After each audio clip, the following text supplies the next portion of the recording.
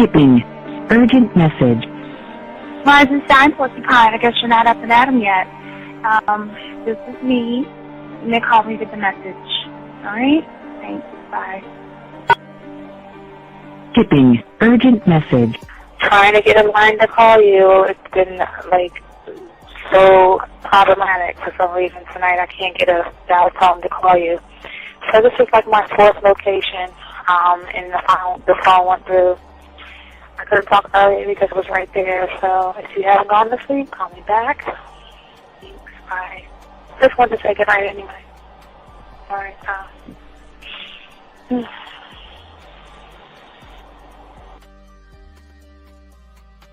Urgent message. Hi. I hate that your phone keeps rejecting me. You must have a really bad connection. Anyway, I don't know. It's 11:42. It's not even late. So if you're not asleep, call me back. Right. Bye.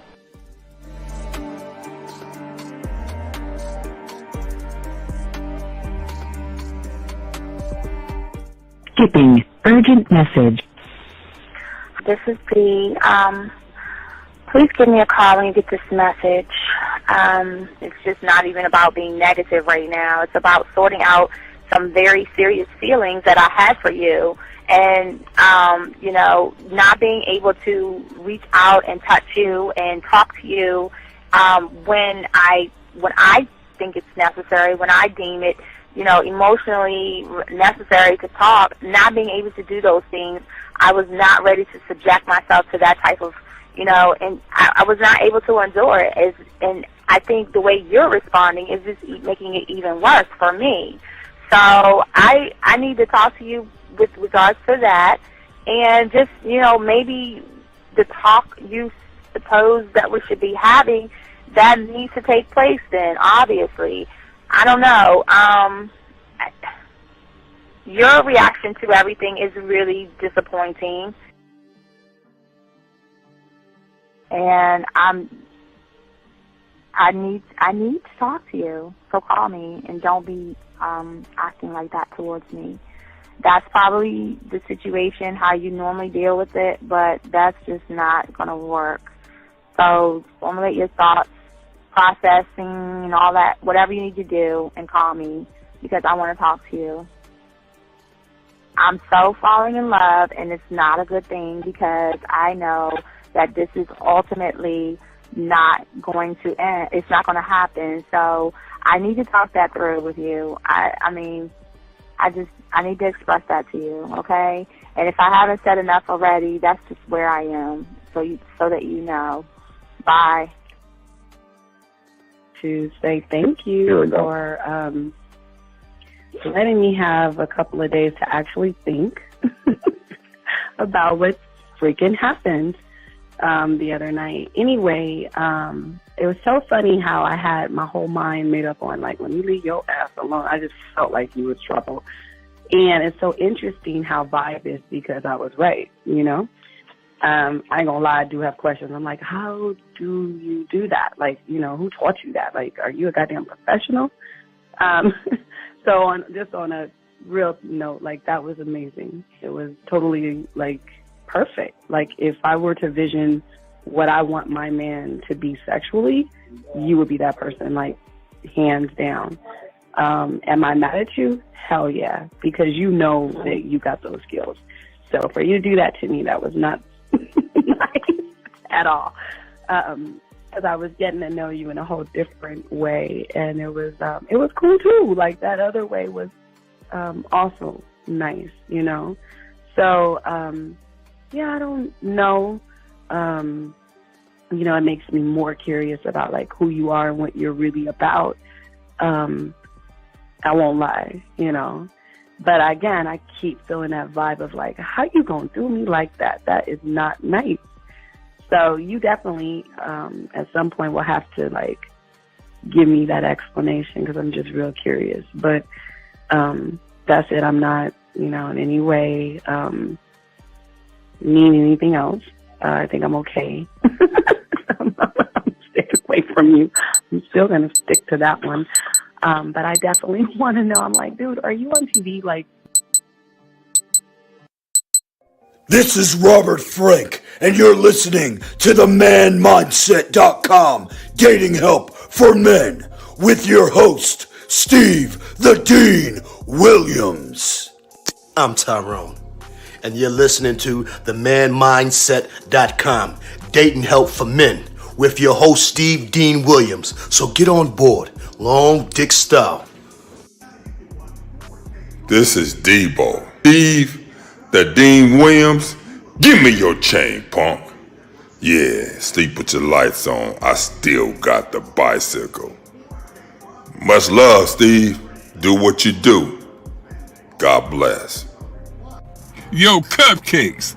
This is C.T. Fletcher, and you're listening to the Man Mindset Dating Show for Men with your host, Steve the Dean Williams. The following program is rated MAN. It contains real game, learning your value as a man, original ways to have her face in the pillow and her ass up in the air. I'm talking her knees pushed so far back, it's touching her shoulders. Touching her without touching her. Having a woman respecting your every move. Buying you gifts. Cooking and cleaning with a smile. And knowing her place at the table. So, for all you human males, cupcake surface dwellers, and grass-eating lions, viewer discretion is advised. Meaning, if you don't like the truth, then go find a show that helps you cuddle, complain, and cry about women. Just get the fuck out of here. When it come to women, you need some advice, yeah. I got what you need, yeah. This is the man mindset. Gotta learn the game, learn how to maneuver, check that. And what to avoid, we showing you all the red flags. Come connect, we helping you level up. Won't have no problem with women, this your time to step it up. Let's go. You got your confidence, you know they gonna like that. You a whole new man with the man mindset. Yeah, this is the man mindset. This is the man mindset. What up, Zag? What's up with you, man? What's good? What's good? What's good? What's going on, man? A new show, chopping it up.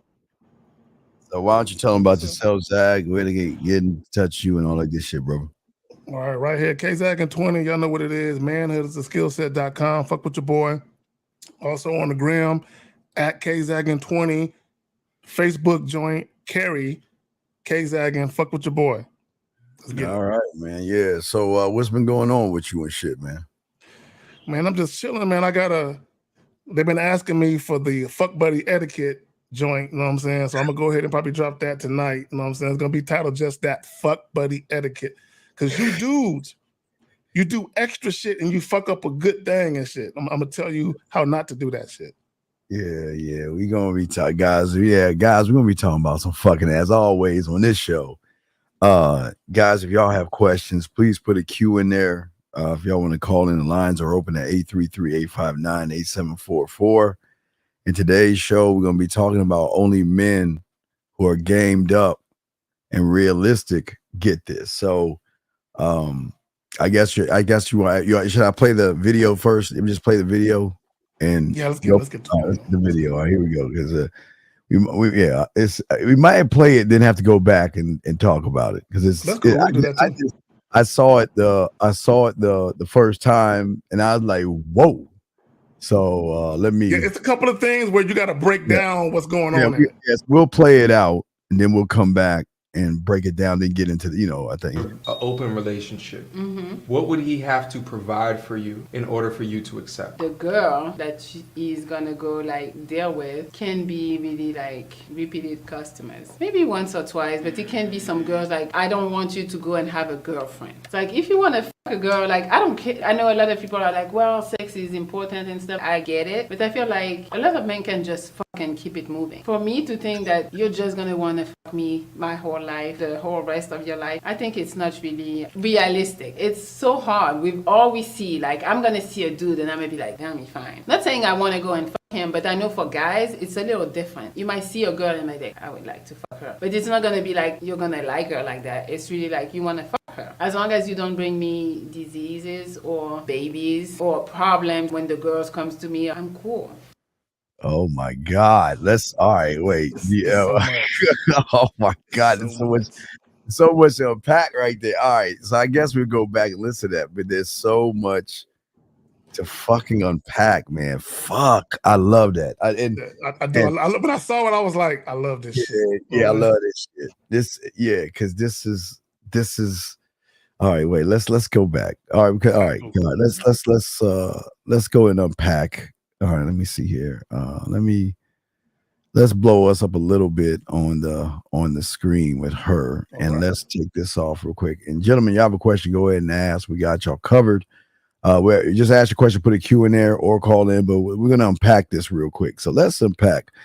Let's start at the beginning. Let's take this beginning because I like this structure, but see, this is how games should go. So hold on, let me see here. Let's if a dude wanted to, and Carrie, you stop me if I go ahead. I'll stop, but you stop me. Open relationship. What would he have to provide for you in order for you to accept? The girl. Okay, right there. Right there. Stop right there. This is the issue, and this is how I can tell that dude ain't got no game. Guys keep thinking it's about the money. Because see, this is what guys think. This is why that high value man shit is goofy. Guys think the more money I make and the more I provide, the more leeway I have to go do my thing. No. Okay? And let me tell you why that is. Okay, I need you guys to understand what I'm about to say. If you led with your wallet to get the woman you're with, she knows you're not that guy. Yes.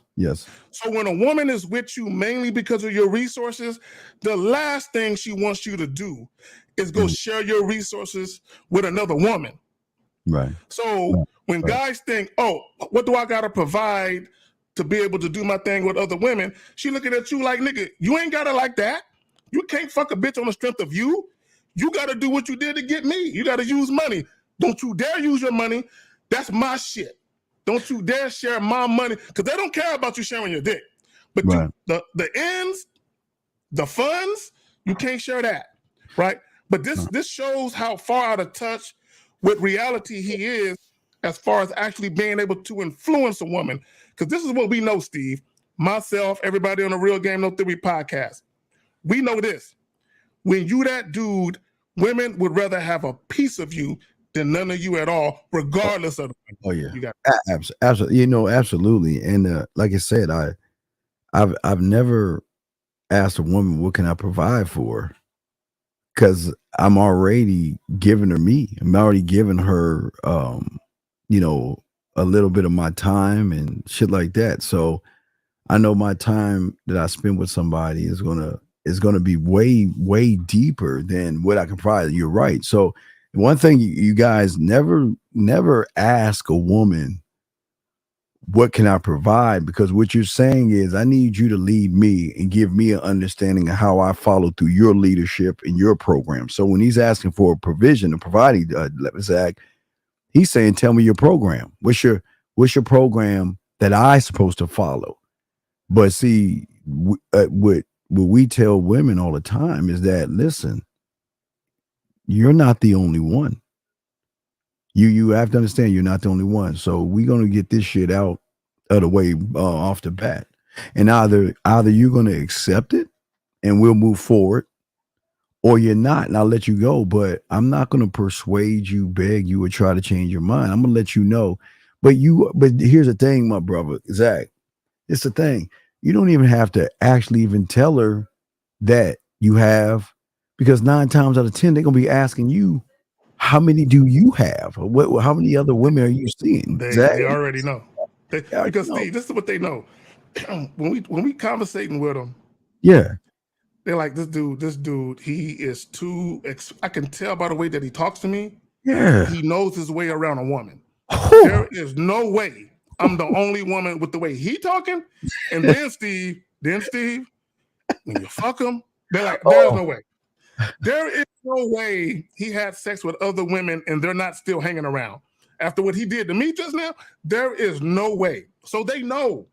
So like you said, you don't have to necessarily break it down to them, but women can tell how guys move, whether or not they're the type of guys where they definitely got women around, or whether or not they're the type of guy where they know you don't do this for real. Like you're a rookie to this. You know what I'm saying? You a novice. Like this ain't what you used to.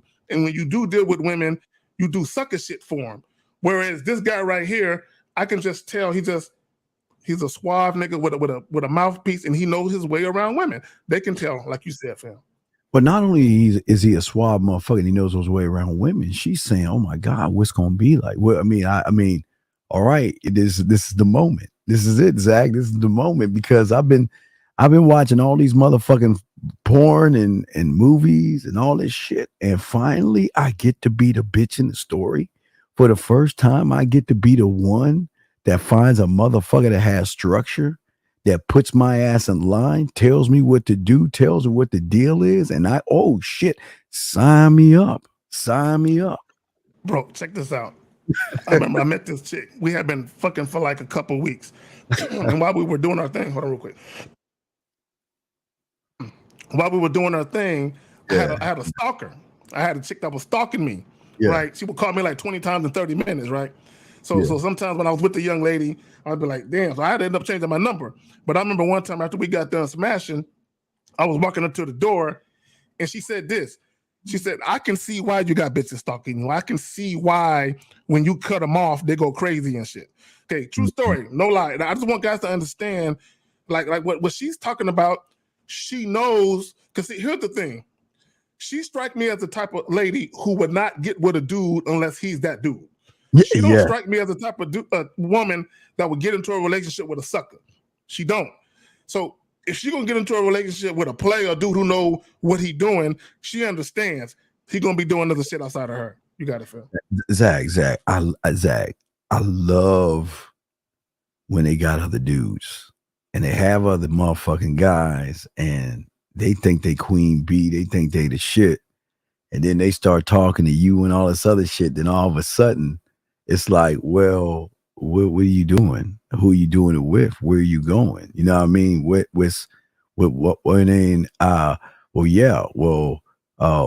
you know, are you busy? I tried to message you, I tried to call you, I tried to get at you. Where you been at? You know, are you with somebody? I mean, I'm not saying it because I'm jealous or anything, or tell it to her. I'm just saying that, I'm just asking because, it's just that, I can tell, like you said, I can tell you, not that they have your way around women, like you said. They say I can just tell, things about you that, what, it's like, hey, what's up? And this is why Zach, it's rare, it's rare going out on a fucking date. It is the rarest thing because you actually know that between, I don't know, man, before even going on a date, they just so enamored with that. I can actually talk to somebody, Zach.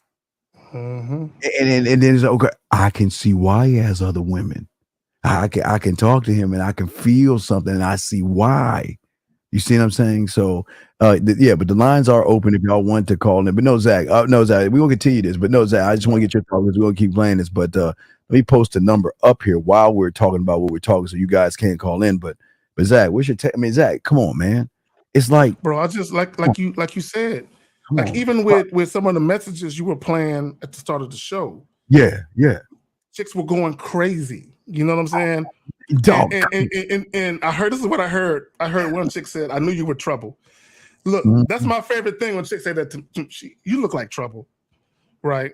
You're trouble, because what they know is the way you're talking to me right now, I can tell you're probably going to get me hooked. And if you can fuck like you sound like you can fuck, oh my God, you're going to have me fucking just losing my mind. Yes. So they know. Caller, area code 224. How can we help you, brother? What's up, man? So I just had a question. Like, will you be doing like a power hour after this or no? No. What's your question, man? What's up? We gonna be on for a few hours. So what's up? What's your question? Oh, okay. So there was this chick I was texting back. She responded to my story. It was basically talking about whatever. Anyway, so I told her that I would like to take her out for wine because there's some things she had said in our conversation that were really actually intriguing and showed me a little bit more in depth about where she was and where her head was. And basically she ignored that message and then just basically invited me out to a poetry night next Monday. because she saw I had posted poetry on my story earlier today. So what's your question? Well, so I asked her out for wine, and I didn't like ask her. I told her like, hey, because we were texting on Snapchat, and I told her, here, text my number so I can set up the plans for us to get wine. And then she just like ignored that and straight went to, hey, you should come out to this poetry night next Monday. But who's telling who what to do more, you or her? You're beating around the fucking bush. Why didn't you tell her what the fuck you want to do, when you want to do it, the time you want to do it, the place you want to do it, and what you want her to wear, versus beat around the bush, dog? But yet, what? Well, that's what I was saying. I gave her a task to text me by my phone number because we had been texting on Snap. Okay, this is what I understand about you motherfuckers. All right, look, brother, let's pick this out. Watch this. You're not telling her what to do. You're playing games to see if she's just going to follow an instruction. Why are you playing games with her to see if she follows an instruction versus see if she's worth your time?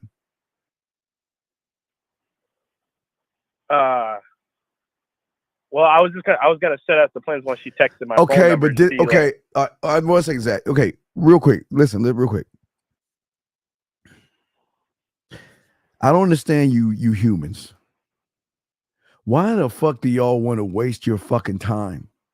Is your time not that important to a point where you want to say, okay, listen, once I lay what the fuck I want to do and she does it, then I can check some other stuff out. But what is the purpose of seeing if she's going to follow your directions and call you? Why would you do that? What's the point? Zach, you got it, man. Carla, let me ask you a question. Yeah. What do you drink wine? Do you go by yourself to whatever location you was going to take her to and drink wine by yourself? Yeah, I go to the beach. There's here in Jacksonville, it's the beach bars. I go there all the time. Okay. Now let me ask you another question, because you said something that I caught. You said that you write poetry, and she saw on your on your social media that you do poetry. Yeah. Okay. Let me ask you a question. Have you ever personally done like spoken word or anything like that? Spoken word, like open mic nights or something? Yes. I'm new to stuff. No, I haven't. I've only made 2 poems so far. So I'm okay. But let me ask you another question. But do you go to open mic nights? No, but it has been interesting. I know I'm supposed to do it. Steven mentioned doing that, so I've been this is my whole fucking point. He fucked up. If you know you're supposed to be doing that shit, motherfucker, then why the fuck aren't you doing it? Most of the time, I have work during the time that they have. Here, let me tell you where you fucked up. And I want all you motherfuckers that got social media, I want y'all to pay attention to the inconsistencies in what he's introducing to her. So on one hand, she obviously has your social media shit. You gave it to her. So you knew she was gonna see them poems. So before you posted them poems, you should have did what Steve told you. Go ahead, go to open mic night, do everything together in totality, so there's consistency in the fact that not only are you writing poems, but you're actually going to open mic night, even if you're not actually participating. Because what she saw was, when she saw the poems, that piqued her interest. That intrigued her more than a wine, right? So if you would have listened to what Steve told you, you would have had a date for an open night. Now, pay attention. You would have had a date for an open mic night somewhere where they served wine. You could have killed 2 birds with 1 stone. Zach, I would have went to that open mic night, but wait, if I just need to know the place. Once I figured out the place, I'm gonna double back. I'm gonna say, hey, are we allowed? Do I have to sign up now? Can I? Because I got something for her ass. Because she think we just gonna sit and watch motherfuckers talk. You know what I'm gonna do? I'm gonna say, oh, it's time for we got a new poet to come up. His name is Steve. She was like, oh my God. And then I'm gonna say, hold on, I got this. And I'm gonna say, guys, how y'all doing? The nice poet is gonna be about this sexy ass woman that ran up on me on Facebook and everything like that. And she's in the audience right now. and I want to get a one-on-one. You see what I'm saying? Yeah, so it's not too late because I haven't responded to that message. No. It is too late because you cannot accept what she did because you'll be following her now. Yes. So you already jumped out the window with the wine thing. You have to double down. What you could do is you could be like, no, hey, look, let's go ahead and do the wine thing. And if I see that you can be a good girl and you're worthy of a second date, then we can do that. Something to that effect. Right. Or right. No. Or let's do the wine thing. And I got away. And if everything works out right, forget about the poetry thing. I'm gonna be the poetry for you after the wine. I'm gonna split having matter of fact while we sipping on that wine. I know you really wanted to go to that poetry slam, but come here for a second. And then what you do is scoot her fucking chair up close to you and shit, get in her motherfucking ear and say, I know you wanted some poetry, so allow me to make that up for you by telling you. Then you go ahead and spit that motherfucking yak in her ear, man. Caller, let me caller real quick. I'll let you respond. Let me hammer home where you went wrong. When she went to your social media, could you repeat that? It cut out on me. Okay, caller. When she went to your social media, she saw a side of you on your social media that you didn't present to her prior, that she's intrigued by. So right now, what you're looking like is a moonlighter. Yeah. You know what a moonlighter is? Yeah. No. Okay, a moonlighter is someone where you don't really do it for real. You kind of do it every now and again, right? A moonlighter. So someone like an example would be someone who puts in window tint, but he only does it once every 6 months. Right. He's not really that guy. He just does it when it's available. So now you're looking like a moonlighter. So what's going to happen is she's becoming intrigued with who she thinks you are based on what you posted to your social media. But that's not the real you because you haven't really positioned yourself to indulge in that person. You got to right. No, my brother. And like I said, when you have that wine with her and shit, you scoot her ass up and say, listen, I know you want to go to that poetry club with baby. I just want to let you know. Don't you realize we're making poetry right now? Every moment that we in, the moment I made you smile is poetry.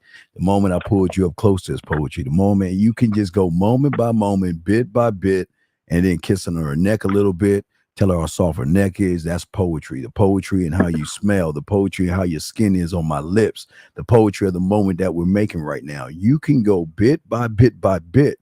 But like Zag is saying, she's saying, okay, you're putting poetry up, but okay, now can I hear it? Because listen, when people don't understand, this is why I was telling people, Zag, why poetry is so important that I learned a long time ago, is that there are a lot of women that they will dress up like a club. It's like a club. These women will. I go too. Gobs of women. I'm deep in that shit. Yeah, they will dress up, or they will get to they'll even bring guys along or whatever. But they go to these things for mental fucking, for stimulation. I was gonna say that goes well beyond the average shit they get at a regular bar or club. So when that guy's on stage spitting that shit and that yak and everything, he's got his choice who the fuck he wants to. Because when I used to do the poetry thing, Zach, I said, I don't drink, but I sit down. The waitress is coming over, and here's a drink from those group of women over there. And while I'm getting the drink over here, there's another one coming over this way. Say, oh my God, that was very good. And she just wants to start talking to me. But this is what we're trying to show y'all. It's saying to her that, okay, well, listen, if he can stimulate my mind with my clothes on, my God, what the fuck is he going to do to me when he takes my clothes off and he's fucking the shit out of me and he's in my goddamn ear? Steve, they don't. I want you to understand something, Steve. They don't understand how deep it is. I want y'all to understand something. When I was in high school, not only did I draw, paint, watercolors, ink, and all that, but I also took creative writing. So I did poetry, short stories, and all that shit too. Yeah. And I've been to poetry reading, spoken word, and erotic. When you go to erotic, it's a whole nother level. When you go to erotic, yes. And like Steve was saying, there's a lot of women that go there. Oh my God. The women, and this is why when guys talk about how mouthpiece, like it ain't that big of a deal. Nigga, go to these poetry readings. The reason why women are deep there because of how the words are being spoken, how eloquent the words are, and how that grabs a woman. Yes. Words, oh my God, they don't get it. Drives them crazy. They don't get it, Steve. They don't get it. So caller, like Steve said, stick to the script, do the wine thing. Yes.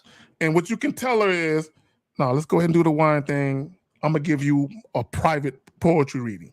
A one-on-one. There you go. A private, more intimate poetry reading. Yeah, I know you was interested in the poetry. I know you was interested in the poetry club, but you know what? Let me give you something more special. Because that'll make her feel, because at that point she's saying, wow, he can just talk off the top of his head. That's why your mouthpiece is important, dog. Okay, so just to recap what to say, just to be like, let me give you some, hey, I know you want to do the poetry club, but let me do something more special. How about we're gonna do the wine. Don't use the word special. Do not use the word special. Don't use the word special. Tell her what to do. Stop. You got to follow the main rule of Jill Scott. What's the rule of Jill Scott? You can tell me, but if you can't, you can't. Yeah, if you could tell me what to do, you could tell me what to do. But see, that's what you got to start doing. You're not doing it. You're not telling her what to do. So if you're not telling her what to do, she's already off the impression of you is that, wow, I'm intrigued by the poetry, but who's the guy behind the poetry is just not that interesting because he's not telling me what to do. He's like every other guy waiting around and beating around the bush. Okay, so say, hey, we're gonna go to wine. We're gonna go for wine. Wait, you got a number? No, I gave her mine over social media, but she never texted, but she didn't respond. That's what I was saying. I was trying to get her to just text my number. Okay, wait, over what? Instagram? Where you on what? We've been talking over Snapchat, but I can still do voice messages there. Then send her a fucking voice message. Let her know. Maybe you must have missed my last message, but you know what? Hey, I want to see you this time, this place, at this wine place, and I'm going to tell you why. Remember, we want to stretch it out. It's one thing y'all are not doing. I want to tell you why I'm taking you to this place, because it's a nice, intimate place where you and I can relax.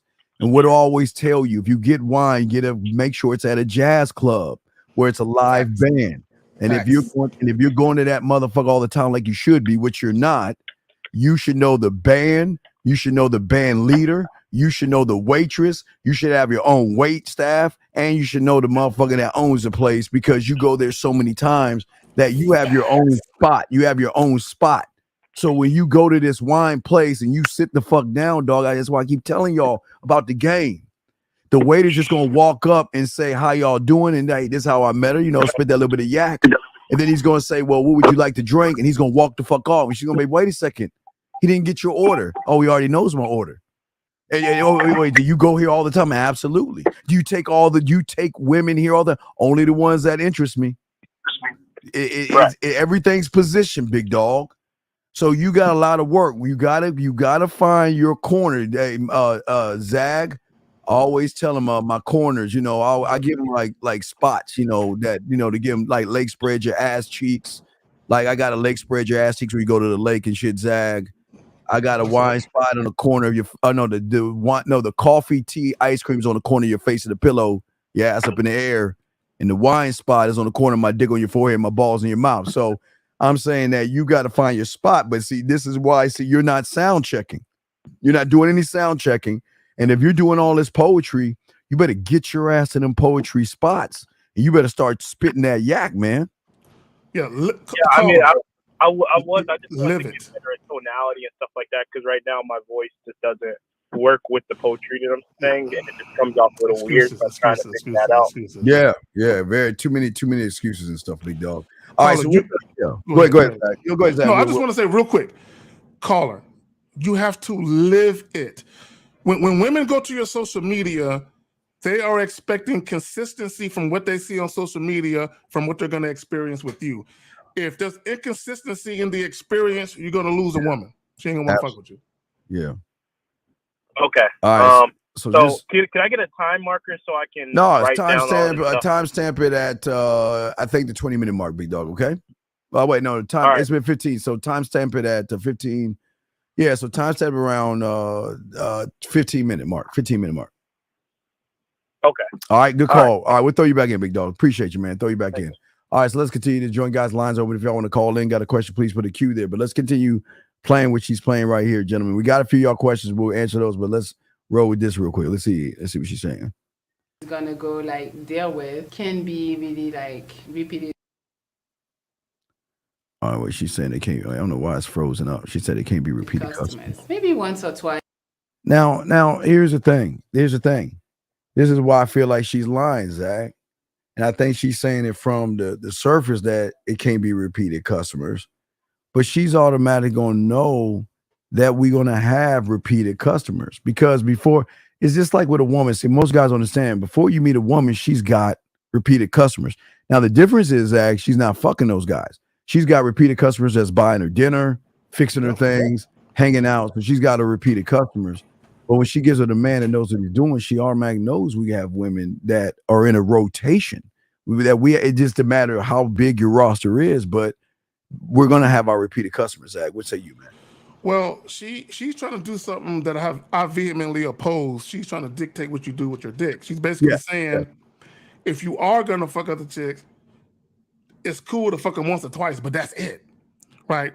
See, she's talking about repeated customers because she knows if she's fucking with a guy, it's gonna be a guy who can put it down in the bedroom. Oh, absolutely. Right? So absolutely. what she's concerned about is competing with the fact that there are gonna be other women that are gonna want to fuck this guy on a regular basis. It ain't gonna be no once or twice, right? That's what she's talking about. Is it can't be no repeated customers. Maybe you can fuck her once or twice, and no, that's not the way that works. She ain't running shit, but you got it, fam. Nah, she ain't at all. But let's keep going. Let's keep going until we get deep into this. Here we go. So let's see. Here we go. Come on, Melly, talk with me. See, pause and play it again. But it can be some girls like, I don't want you to go and have a girlfriend. It's like, if you want to fuck a girl, like, I don't care. I know a lot of people are like, well, sex is important and stuff. I get it. But I feel like a lot of men can just fucking keep it moving. For me to think that you're just going to want to fuck me my whole life, the whole rest of your life, I think it's not really realistic. It's so hard with all we see. Like, I'm going to see a dude and I'm going to be like, damn, he's fine. Not saying I want to go and fuck him, but I'm... Okay, stop right there. Yeah, I had to stop right there. Go ahead, Zach. She told on herself. Okay, she told on herself. Okay, and this is, see, here's the thing. Now, she is realistic in a sense that if she's dating a guy that he's that guy, she knows there is no way I'm going to be the only woman he's fucking for 5 years, 10, 15, 20, and he's just going to fuck me only for all them years. She knows that that's unrealistic, especially when it comes to a guy that got options and he's that guy. But what she said was, she said, I know I'm going to see a guy that I'm going to say, damn, I think he's fine. It doesn't mean, because she's trying to clean it up, it doesn't mean I want to fuck him. No, what it means is the reason why you're so cool with the dude doing what he's doing, because you're going to be doing what you're doing. But you got it, fam. No, you know what, Zach? I think what she's saying, and it goes back to the goofy motherfucker asking her the question. She knows that the average motherfucking guy can't get a woman. She knows the average guy. She knows the average guy not only can't get a woman, but he can't even maintain the one that he has right now, type shit. So, what I think what she's saying right here is that this is for a special echelon of man. It's not. It's for guys. Yeah, this for guys that actually know what they're doing. There are different rules. See, I think women don't understand, or not women, but guys don't understand. There are two sets of rules that are being played. It's just like if you look at the world with rich and poor. You know, there's the reserved VIP type thing for those who have influence and all that other stuff, and there's stuff for everybody else. You know, there's that like give you an example, when you go on an airplane. When you walk on an airplane, the influential motherfuckers that's caked up will be going to the left in what is called the first class section, when you sit in that section, because I'm always go first. I know that shit that you go in that section. They start you off. They sit you down with a drink, give you a warm towel, let you wipe your hands and wipe your face. Then they'll start serving. That's to the left. To the right, everybody else, you just sit your ass down and wait for somebody to ask you, do you want some peanuts or something like that? So, after like 30 minutes on the flight and shit. 30 minutes of the fight. So it's two different things. So it's so what y'all have to understand is that women play by two different sets of rules based upon what kind of man you are. So if you're the guy that goofy motherfucker asking those questions, you're the guy going to the right. You're just going to get basic things. You're not going to, because she's not feeling threatened. She knows you're not going anywhere. She knows you have nothing in the cupboard. She knows that there's nothing that I don't have to fight for you because you're too busy fighting for me versus the man where, guess what, Zach? I'm gonna have to fight for him. I'm gonna have to prove that I'm the woman. I got competition. I got to be on my fucking A game. What say you, Zach? Well, and what she also is realizing, and what she's also saying without saying it, is she understands when she gets with a certain type of man, she has to deal with that man on his terms. Yes, absolutely. See, the goofy little nigga in the beginning, the way he was talking was dealing with women on their terms. Yes. What do I got to do to be able to have this happen for me? When a woman is dealing with you on your terms, whatever you got going on, you got going on. She's going to be right there like, I got you. I'm accepting of what's going on. Full disclosure, I see what's going on, and I'm with it, right? The problem with a lot of guys is they think that providing for a woman or paying for a bunch of shit, they think that equates to respect, submission, and just being able to be a man and do what you want to do. Right. Money don't do that for you like people think it do. You know what I'm saying? Because if the woman is fucking with you simply because of your money, there's going to be a lot of limitations you actually really have. But when a woman is dealing with you for you, she knows I can't find him readily. If he stops fucking with me, I can't find him. But I can find another guy that makes as much as you do. So you're interchangeable. When it comes to money, you're easily replaceable. When it comes to a woman fucking with you behind you, you're not. Right. So let's finish up what she's saying, and then we get to questions of girl. So for guys, it's a little different. You might see a girl and might think, I would like to fuck her. But it's not going to be like you're going to like her like that. It's really like you want to fuck her. As long as you don't bring me diseases or babies or problems when the girls comes to me, I'm cool. And you know what? And the reason why I really feel she's cool because see, a man ain't gonna bring anything bad home. You know what I mean? He ain't gonna bring anything bad because he does one thing that most guys don't do. He knows how to manage his dick. He knows how to manage who he just doesn't. Okay, let me give you an example. So there's a guy in the chat right now that act like he about the game and he know he ain't shit. So this is why this dude Perry, whoever your fucking name is, this is why you weak as fuck. You ain't got no motherfucking game, dog. Look, you talking in bitch tones and all that silly ass, childish, high school ass shit. So a woman's not going to even trust you to do anything because you're the kind of guy that's going to bring diseases home because all you doing is putting your dick out there saying it's free. You know, you don't even know the value of your dick. So please shut the fuck up and stop saying all that stupid shit in the chat room, dog. But anyway, Zach, so we got a few questions in here. Hey, boxing. Thank you for the super chat, man. Appreciate that. So let's get some of these questions. We got 2 questions right here. First question is from Gang Gang. How can I stop these one? Dog, you want to go first, Zach, or shall I? Let me get them. Go ahead. When women call you sweet, what they're saying is, you're conveniently nice to me. Okay, you're not the type of guy when I look at you, I lust for you. You're not the type of guy where I want you to fuck the shit out of me. You're not the type of guy where I'm hoping that you offer me your dick. You're not that guy. Right. Okay, you're not that guy, right? So when they call you sweet, that's really code for saying, I don't want to fuck you. Hopefully you can be my friend. Oh yeah, they got a job. Hey, they got a job for you, brother. Oh man, they love you because they know you ain't gamed up and they know you soft. So she's saying when she's saying she's sweet to you, she's figuring out, well, is he gonna be the guy to help me pack up and move without me giving him any pussy? or when like Zag, when you go over a place and knock down a pitcher, she'll call him up to help put it back up and fix. Or is she gonna say, "Are you the guy that I can talk to about Zag because he's really pissing me off? He's making me mad." So, gang, what we saying to you, my brother, is that they don't call us sweet. And when they call you sweet, that means that you're sweet as a hey best friend. That means you get all the things that we don't get, and we're so jealous of you. You get what you know what you get. You get to hang out with her freely as y'all walk around the mall while she shops for us. You get to hold her purse while she goes into the dressing room, calls us and says, "Well, what do you think about this outfit?" You get when he got the purse draped over his shoulder. He holding the purse. Exactly. So the thing is, gang, you got to learn game, man. You are the women are seeing you as soft, they're seeing you as effeminate, and they're seeing you as a sucker that they can easily walk over when they say that you're sweet. That women don't call us sweet at all, man. If anything, I would be called mean first. God, oh yeah, asshole. Oh yeah. Oh my you're God. You're a dick. But You're see, a jerk. But see, I want guys to understand when they call us mean and assholes, it's not because we're malicious in any way. It's because they can't get their way.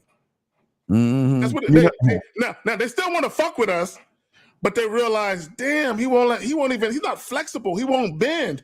I literally got to fuck with him on his terms. But damn it, but I'm so attracted to him, I can't help it. This bastard. Yeah. I've been called a bastard by women, actually. I've been called You know what else they say when they tell us we're sweet? They like, I love the way when you play with your pussy and you come over the phone. Oh, that's so sweet. Yeah, so they give us a different sweet than they give you. It's a whole different, but when they say you sweet, what they're saying is, you're so nice, my pussy is dry, but I think if I ever got married, you can help me with my wedding designs. You can help me with my wedding designs and everything. You can help me with the color. I think I might want fuchsia, you know what I'm saying, or some shit like that. I think you will look good as a flower girl and shit. Oh my God! So here's another criteria. Here's another question. So this guy, brother, there's no such thing as a you gotta get out of the manosphere, red pill, and PUA spaces. There's no such thing as a sexual market value. What the fuck is a sexual market? What the fuck is that supposed to be anyway? Well, this is what I would say about that. What is that? The whole phrase or term sexual market value was a term created by simps for simps. Period. See, this is what they try and do. And I need all y'all to pay attention and think about this. What guys try and do, they try to logically explain sexual attraction. You cannot logically explain sexual attraction. You can't.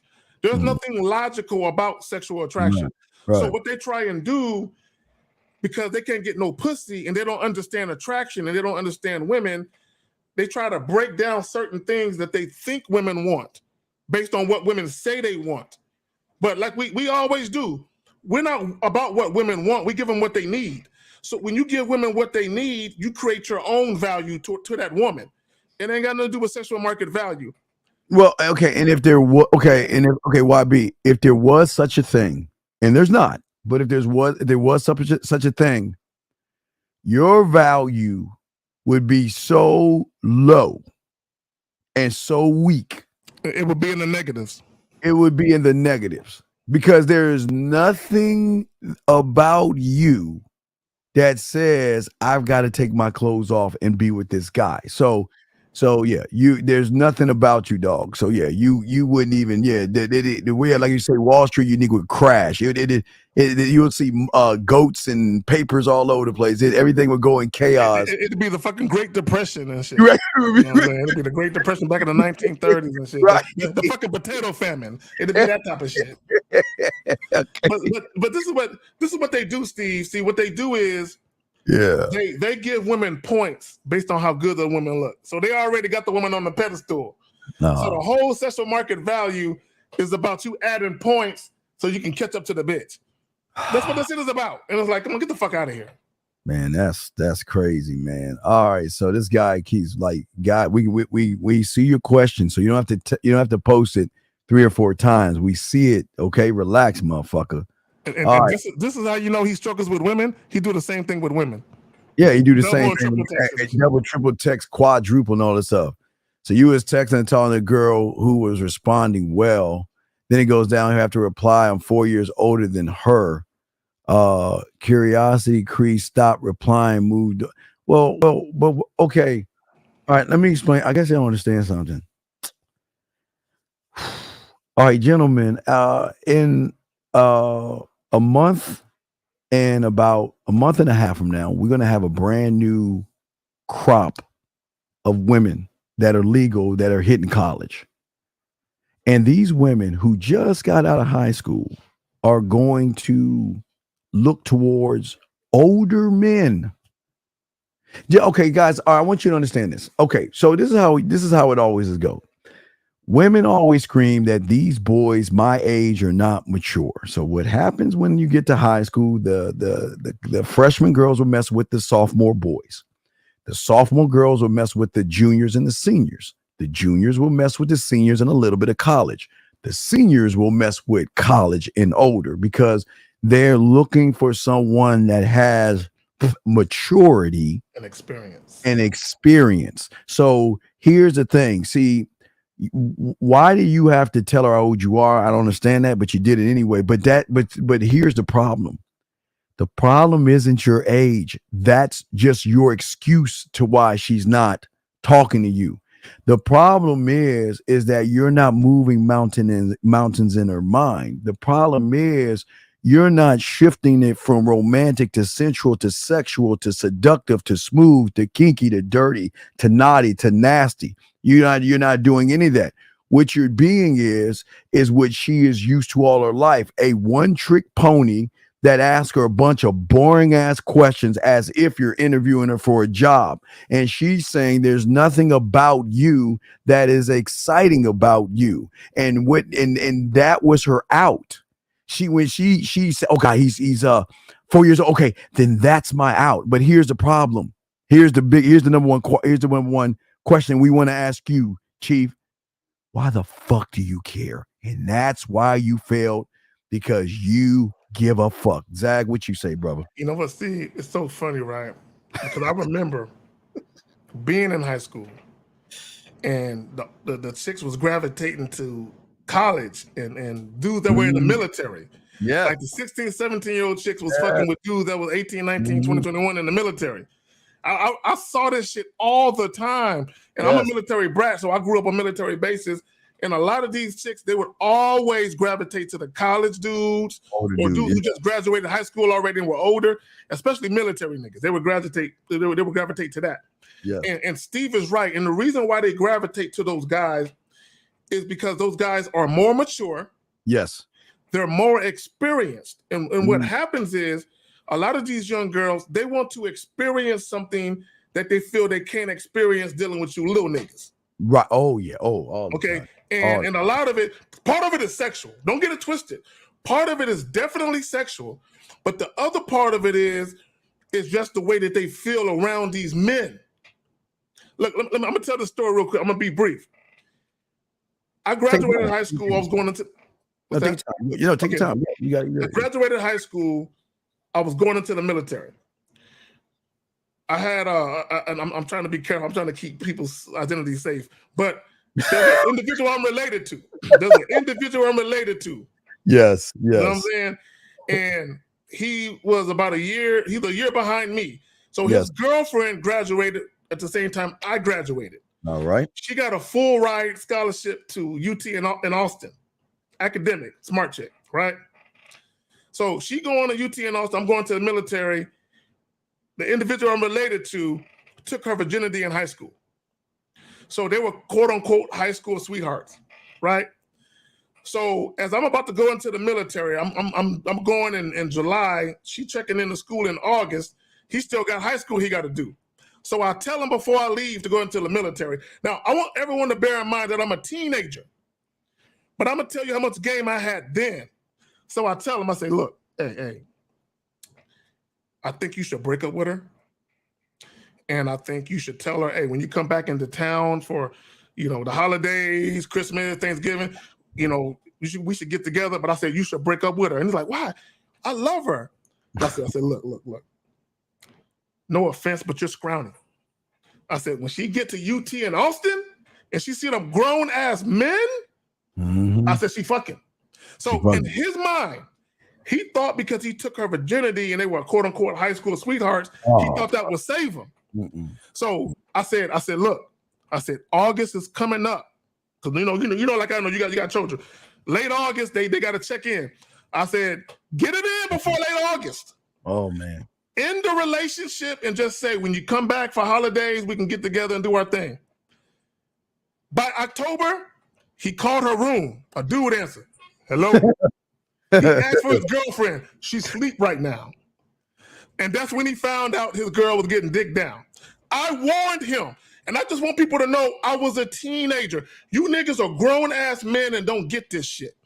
I already knew what was going to happen to him. Yeah. But go ahead, fam. Yeah, and that's what I'm saying for all you guys out there. And Breezy, if you're talking to us, put a Q there, Breezy, because we're not gonna answer. If you got a question that you want from us, put a Q and we'll answer any of your questions. Or you guys can call in and we got you covered. But Zach, I think that they think that they're safe because they popped a cherry or some shit like that. And a lot of guys don't understand is that women are always pushing the realm of sexuality. Zach, I want you to see this. Some always say, Zach, I'm sure you understand. So what happens? Let me see if I can find it. So what happens with the guy you're talking about, Zach? Yep. The average guy keeps women at a edge because of their judgments, their inexperience, and them being creepy. So they keep them worried about their body images, their insecurities, and all this other stuff. But see, like you were saying, when she went to college, he was taking her beyond the point of sex, where she didn't even understand what was going on. And that's the thing that most of these guys don't understand. See, they, unfortunately, Zach, they still, what I say in high school, they still have high school thinking. They think, girls are this, girls are that. I got to get my rims tight and I got to play the bass and I'm gonna get all eight. No, you're dealing with women that actually, Zach, women that actually are pushing the boundaries of their sexuality. They're pushing the realm of learning their body and pushing a lot faster than the average guy does. Oh my God, yeah, and they want someone to either keep up or teach me. That's it. Keep up with me or teach me, Zach. What say you, dog? I like to put guys in 10-year increments. 18 to 28, 28 to 38, and 38 to 48. This is what you would find with most guys, and this is why guys struggle with women. From the ages of 18 to 28, you should grow leaps and bounds. Leaps and bounds, yes. Maturity-wise, evolution as a man, sex game, the way that you talk to women, just having game. But this is what typically happens. Your average 25, 26-year-old still thinks like he's 18. Yes. They don't grow. Right. Okay. Right. And that's the problem. And women see that, right? This is why you have women who are in their 20s that would fuck with a guy who's in his late 30s, 40s. Oh, absolutely. Okay. Because I know when I was in my late 30s, all the chicks I fucked with was damn near in their fucking 20s. Oh yeah. Most of them. You know what I'm saying? So and what it was is they're like, damn, just talking to you, you ain't even fucked me yet, and I'm learning something. I'm learning something. Go ahead, fam. You got it. No, go continue. No, you're right. No, I'm just like, even the way that you talk to them, like we talk about the poetry shit, right? Mm-hmm. Even the way that you talk to them, you're stimulating them in ways they've never been stimulated before mentally. Just the way that you talk to them. Like, Steve, I remember one time, I think I was 39 years old. I was fucking with this chick that was 28. Yeah. And we riding in the car, and she asked me, she said, I don't know if you're lying or playing games, but I like it. Don't stop. Okay. And what it was, the way I was talking to her, and I wasn't lying, I wasn't playing games, but the way I was talking to her was so on point. She liked the way it was making her feel. So like, I like the way I feel when I'm with you. I like the way that you speak and talk to me. It makes me feel a certain way. So even though she thought that he could be lying, but I don't want him to stop because it feels so fucking good. Okay, and when you throw the dick and the tongue and the finger game on top of it, she was out of there. Oh yeah, it feels so good, especially Zach. I used to, because I always love talking to older women all the time because I always like to challenge myself. There's just something in like, all right, you know what? The chips are against me, and I just gotta see and go for it. So, older women will always say, you too young for me, and then you know what I say? Listen, I'm gonna stop talking to you right now because I want a woman that knows what she wants. See, I'll chin check I won't try to explain to her, well, age is just a number and all that. No, fuck that. I'm simply like this. Look, beat this. You're wasting my time. I want a woman that knows what she wants, and apparently you don't know what you want. So you know what? When you find what you want, you let me. Wait, hold on, wait, don't go. Whoa. When they say, wait, when did you sound so mature? No, it's not a thing about maturity. He's thinking, no, you told a man that knows the fuck he wants. That's why I came over here. Because I'm showing you why I'm the opportunity. I don't give a fuck how old you are. Of course, guys, I'm saying like she was older, but I'm saying that as long as you got my curiosity, I'm just trying to see where this goes. But I'm not going to waste my time explaining myself to you when I can go talk to somebody else. And they, like you were saying, Zach, that's what shifts things. Because when an older woman says that to a younger guy, he'll be like, well, age is nothing but a number and you should give me your chance. And then you sit over here explaining yourself. She wants somebody to tell her what to do, Zach. They don't want it all this explaining. Zach, what say you? Steve, it's going to go over here. It's going to go. I'm going to tell you why. I'm going to tell you why it's going to go over here for most guys. Because basically the way you responded to her, you elevated yourself above her. Of course. You elevate. See, in the average guy, he's trying to convince an older woman why she should fuck with a younger dude. Hey, right. I know you're older, but XYZ. And what he's doing is he is reminding her of why she don't want to fuck with him. See, you young-minded. You still, because see, at no juncture in a woman's life, whether she's 18, 28, 38, 48, or 58, does she want a dude trying to sell himself to her as to why she should fuck with him. So even when you fucking with an older chick, you're doing the same thing you would do when you fucking with a chick your age. You're trying to sell yourself. As a man, you elevate yourself. Always. Right. So what Steve is talking about is, hey, you know what? Hey, you had your opportunity. So now she's like, oh, wait a minute. Because what that reminds her of are men, even men her age. Like Steve could have been 25 talking to a 50-year-old chick. Mm-hmm. So the way Steve is talking to her, she was like, damn, there's dudes my age that don't even get at me like that. Right. You got it, fam. Right. But also, Zach, and this is, all you guys listen, this is very important for y'all to overstand, not under, but I want y'all to overstand this shit, is that they have got to make sure, without a shadow of a doubt, because now I want y'all to understand something.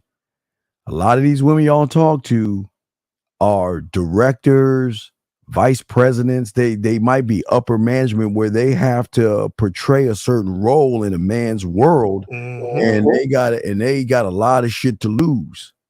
So they got a lot of things to think about. Or if they have a sugar daddy on the side, or they got somebody on y'all guys don't look at what women are thinking about. So they're saying this, okay, the first thing I need to know, can this motherfucker keep business off the street? Can this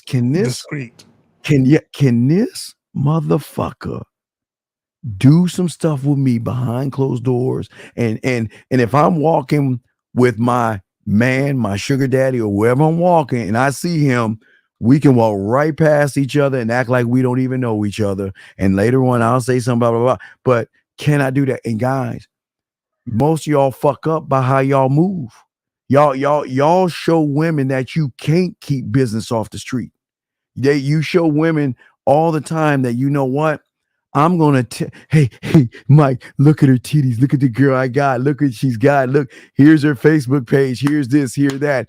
Then your boy doubles back and all this stuff happens. And then you're trying to go to her fucking job where everything's important. You're trying to beg her back and all this other stuff. Zach, what say you, my Bro, brother? I remember a story from the rapper Missy Elliott. Now, I don't find her to be attractive at all, but Right. I remember hearing she told a story of how she was dating this guy. Mhm. This guy was a regular guy. Okay, he was not a guy that had a bunch of money. He was not in the industry. Yes. But she said this dude picked her up and he took her to a family function. She didn't know she was going to a family function. She thought they was going to go somewhere and kick it. He took her to a family function and was trying to show off to his family. She said she lost so much respect for him. Right. Because right. what that showed her is, number one, you're too excited to get this pussy. That's one. Yes. But also, you don't know how to be discreet. You can't wait to tell everybody that you fucking me. So this is what guys got to understand. And this is the difference between, for all you guys that, I'm a young dude trying to fuck with older chicks. You're too excited. Okay, you're supposed to be a chill dude. Like, hey, I'm trying to kick it with you. If you're trying to do it, cool. If not, I ain't tripping. You know what I'm saying? Yeah. A cool, just calm, collected dude. But when you're too excited, what they ultimately know is he's gonna be the dude. Check this out, Steve. Think about it. Yeah. Think about all them dudes that are 15, 16-year-old getting fucked by teachers, and them niggas is snitching. Snitching. You gonna be that nigga. Come on. You gonna be that nigga snitching. You're gonna be telling all your friends you fucking an English teacher. You know what I'm saying? So if they think you're that guy, they ain't gonna fuck with you. Because you do this. Oh, man, Zach, I love the most. I love when they say, look, it's like, I'm worried about something. What's up? Well, there's this event I have to go to, and I don't want you to feel like, whoa, baby, let's sit down. Listen. Let me tell you something. Take who you need. Go to your events. Hey, bring go find, because they got the suckers, okay? Find your event guy that you want to show the world to. It's okay. And Zach, it fucks their head up. Zach, it fucks their head up when you give them structure and instructions, because they're worried that, how do I say this so I don't feel like it's early enough, and I don't want them giving the impression that we're actually a couple, and I don't want to bring them to these events. So how do I talk to them? But what happens when we tell them, go ahead and go out. Hey, listen, have a good time at the event. Take the guy you want to take. Enjoy yourself. Zach, not only to an event, if you have a guy saying he wants to take you out to dinner, or you see what I'm saying? If he wants to take you out to dinner or something like that, don't ever feel that you've got to hide that information from me. But don't ever feel that, because remember, Zach, I want her to feel, listen, hey, Zach, I told you, I'm one of the few, and I don't know if you, but I'm one of the few that loves to help him find the outfit. We could do that all day. We could do that all day. Let's get you to find that guy, because I'm not your guy, but let's go find that guy, because a lot of women want their happily ever after. So I will help you along to find the guy that you want. So don't ever feel that if you're going out on a date, but here lies the problem, Zach. Here's the fine line. You're about to laugh on this one, Zach. You watch this, Zach. The problem isn't having to go on the date, Zach. The problem is keeping her fucking ass on the date without her feeling like, oh my God, I feel like I'm cheating on you. I don't want to go. I don't want to talk to him because I'm gonna be thinking about you. Nah, fuck, Zach. Bro. Or the chick is on a date, and like every 10, 15 minutes, she calling you from the bathroom. Like, why'd you keep leaving that nigga sit at the table? That's some rude ass shit. You know what I'm saying? Or she on a date texting you the whole time and like, girl, enjoy yourself. And what it is, I'm gonna tell you what it is. And for any women listening, you know what it is. What it is the power of the fact that he's fucking with you, but you can't control him with sex.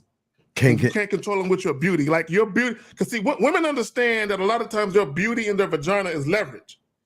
And once a guy says, man, do your thing with other guys, I don't care, that power is gone. Gone, man. Right? Gone. So now she's dealing with you, and she's really feeling you, and she's feeling insecure. She's really feeling insecure because she knows she don't got you. Yes. She don't have a tight grip on you. See, women know when they got a tight grip on you when you do anything and everything for them, because they know the reason why you're doing it is because of the booty and the beauty and the vagina. Yep. But when you act like you don't give a fuck what they doing, they're like, I have no grasp. I don't have this guy in my clutches, and I don't want him to go nowhere because my vagina and my beauty isn't enough to keep him.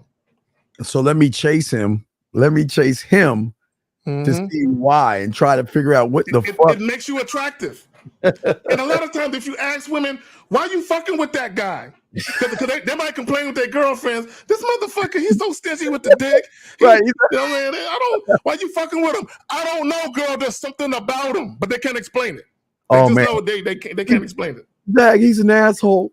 He doesn't do this. He doesn't do that. I can't believe. And guess what? Who's that guy? Good, whatever they call you. What was his name? Goldie, whatever his name is. The one that asked that question about you being sweet. Oh, yeah, that nigga. They're gonna go to you, dog, and they're gonna say, look, can we talk?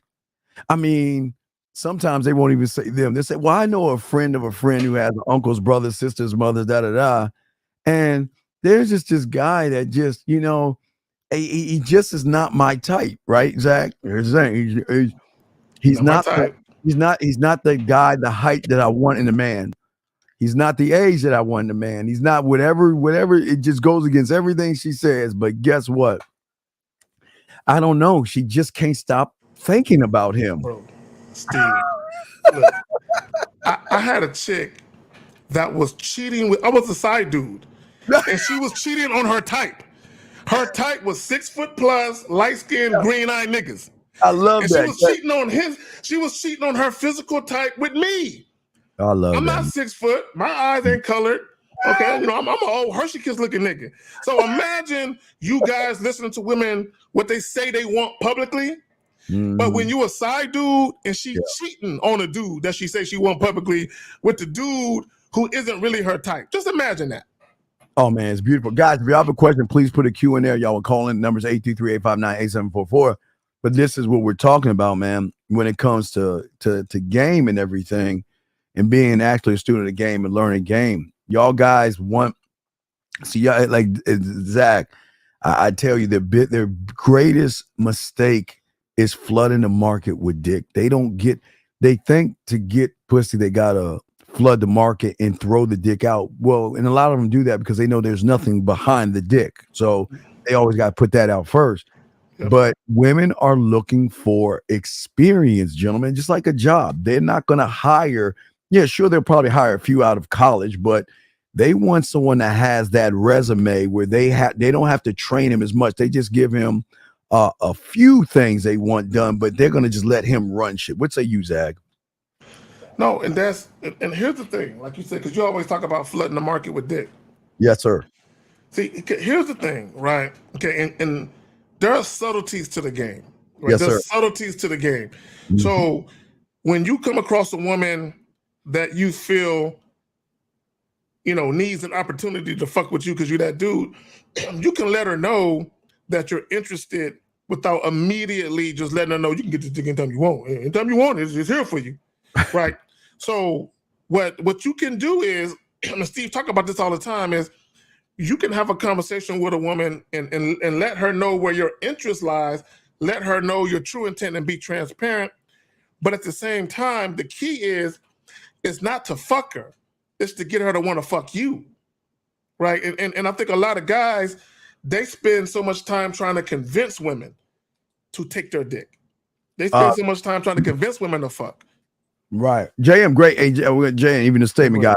I'll call in cues, questions, a woman's texting you, or y'all can call in. We got y'all covered, man, because this is stuff y'all should be asking about. Y'all should be calling up a lot because we're talking about some stuff that most people don't discuss right here. So he says, I used to think being a side dude was the worst position.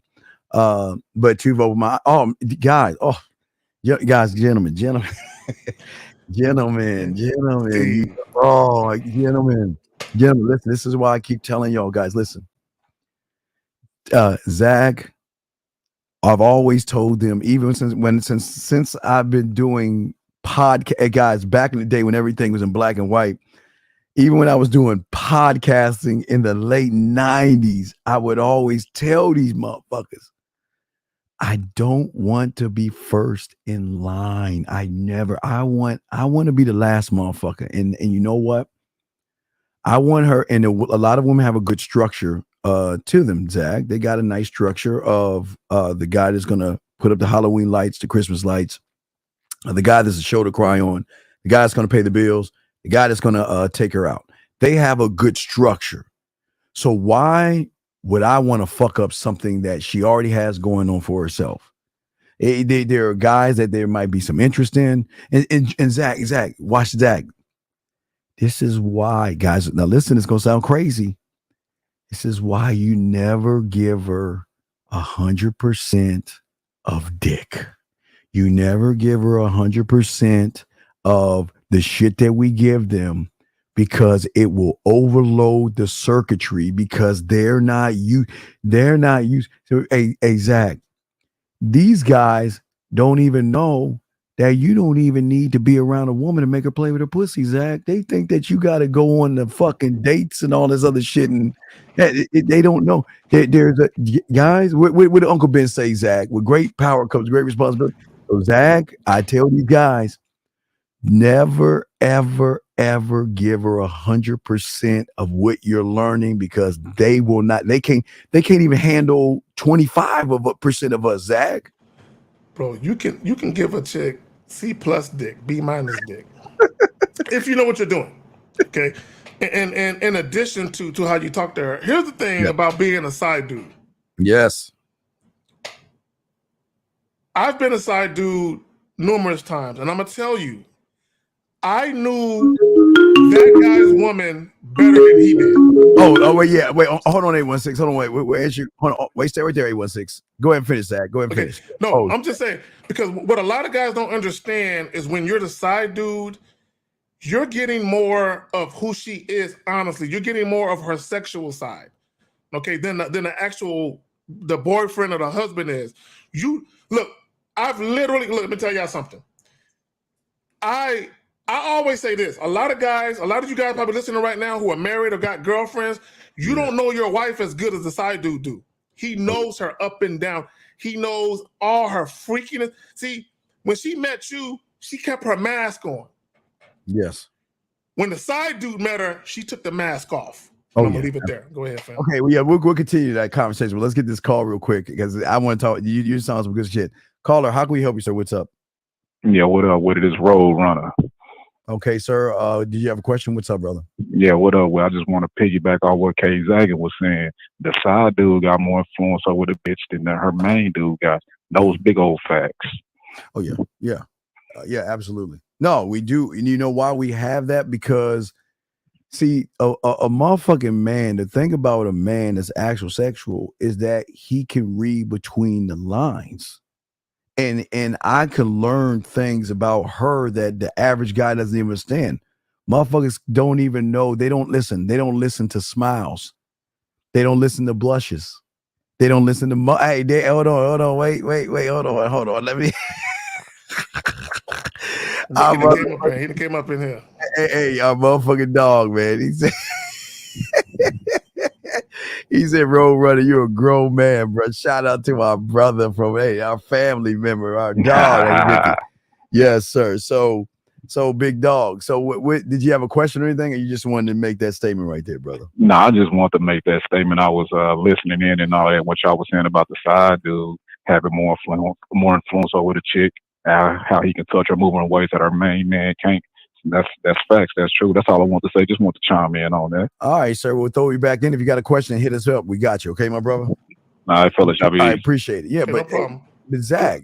Yeah, go ahead. Finish. Go ahead. Well, let me say this, because I made a video talking about that. How the side dude got more influence over your girl than you do. Bro, dudes were mad. I think I got the most hate in the world when I made that video. And this is what guys got to understand. When you're the side dude, you see the side of women where they some scandalous, sneaky, devious motherfuckers. Yes. You see the side of chicks where you like, God damn these chicks. You know what I'm saying? But it's not about you being mad at them. It's just you understanding the reality of how a woman behaves when she is really into a guy she's sexually attracted to.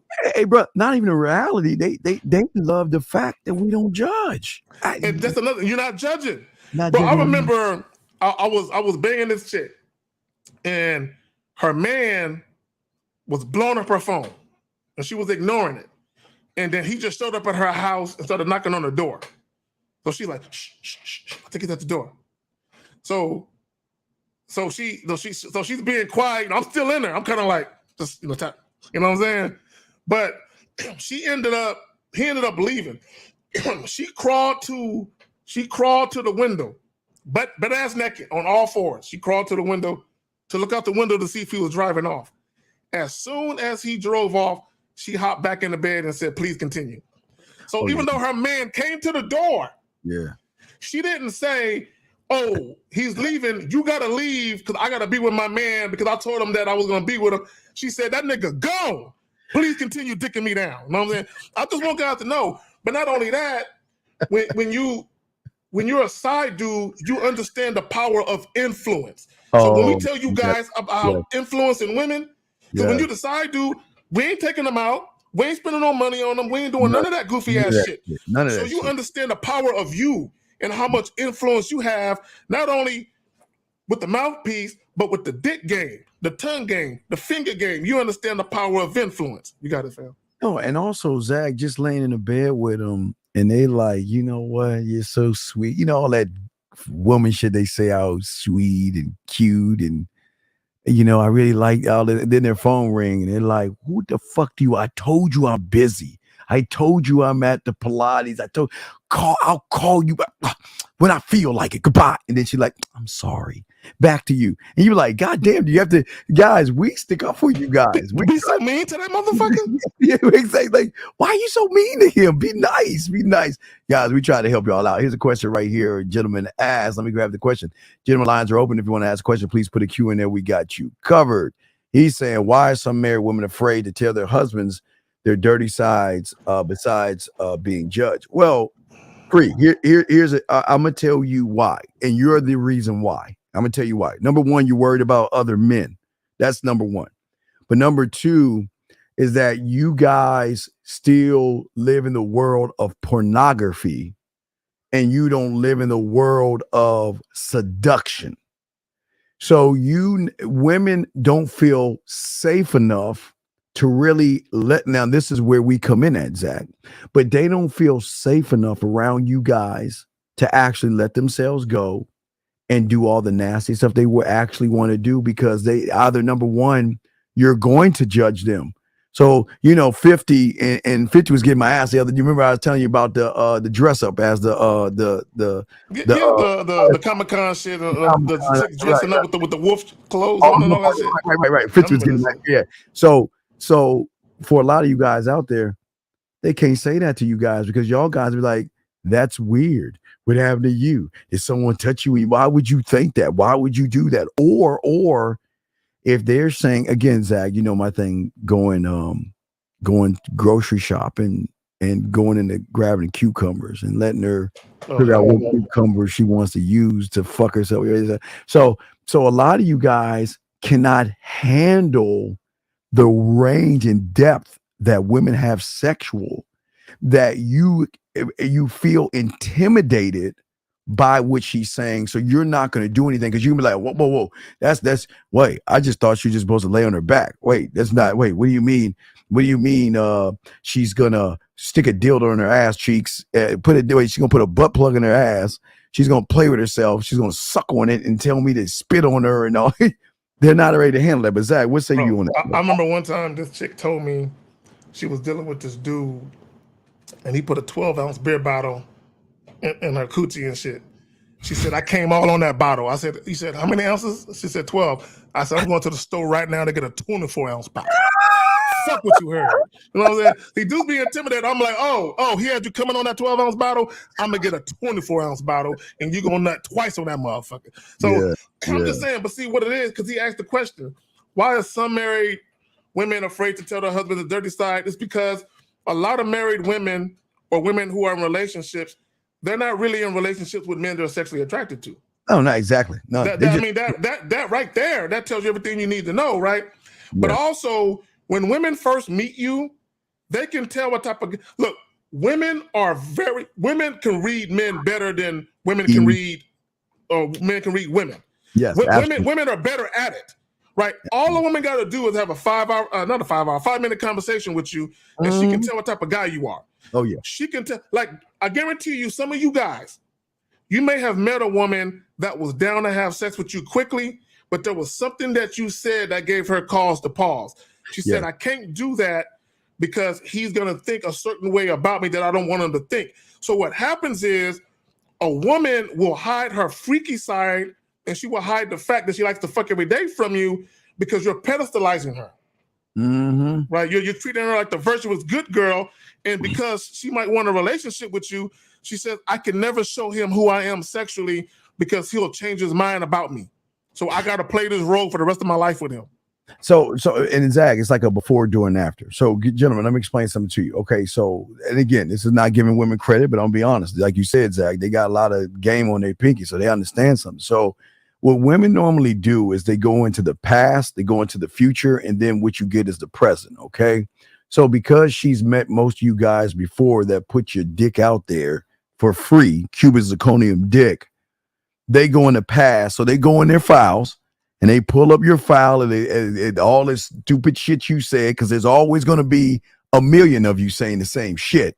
So they pull up the file in the past. And when they read that file, they'll say, well, this is what this guy was like. Every time I wanted to do something sexy, he would always say, why are you doing that? Every time he was watching a football game and I walked across in a jersey with nothing on, he wouldn't even pay attention to me. Every time when I walked by him, he never grabbed my ass. He never said anything to me. He never did this. He never did that. He never moved this way. So you know what they say? Well, I'm just not interested, or maybe we could be friends, because they already know that most of you thirsty ass motherfuckers, like our dog 50 say, not only you not hitting the bottom of their back, but you ain't hitting the bottom of their motherfucking mind. So they're saying to themselves that, well, I got a job for you. Your job, you can hang out with me, and I'll put my breasts up against you when I hug you. I'll give you that. I'll touch your shoulder. I'll touch your leg, and I'll do all these little small things. But you can't have the best parts of me because we watch this, Zach. I should not even, the woman should not know the best parts of her, because when she gets with you, you should be taking teaching her, elevating her sexuality. Right. Hey guys, you shouldn't be this. When you get with her, you should be up in the ante where she's saying, holy fuck, hey, I never knew. Bro, Steve, come on, talk on that, brother. Steve, hold on, let me talk on that. When you can teach a woman something, it doesn't matter how old she is. She could be 20, 30, 40, don't matter. When you can teach a woman something sexually and you can bring something to her she hasn't yet experienced, and you know what you're doing with that shit, oh, you got her. Not only that, but if you can teach a woman something about her body, oh, absolutely, that she never was able to explore, or that another man never found out, but somehow, because you're so detail oriented and attentive, you found out things about her body because you introduced her to things that she didn't even know existed. She might be able to come in such a way with you that she never came before. And I'm telling you, you would be that guy. Look, let me tell y'all something. When you turn a chick out, see, a lot of guys think chicks get turned out when they're younger. That might be true, but you can turn out an older chick because she had so many years of subpar dick. You know what I'm saying? So many years of subpar dudes. You come along and you teach her something, and she's like, oh my God. And she knows I can only get it from him. And Zach, that's why I always try to tell these guys. I tell them about, I got the wine above the, I tell them you have wine above the bed. I tell them about the showers. I always tell them that you see, they don't know how to make their apartment a sexual amusement park, and where every room should be its own different experience. That too, the visuals, right? All the visuals, even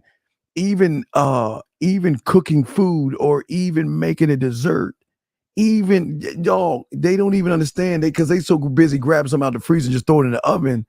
Women like to see you work with your hands, and dog, Zach, I love it when my little chef bitch ass boy RD ass is in the kitchen and she in the kitchen, to grab her hips and put her up on the counter and let her sit there while she's got a wine.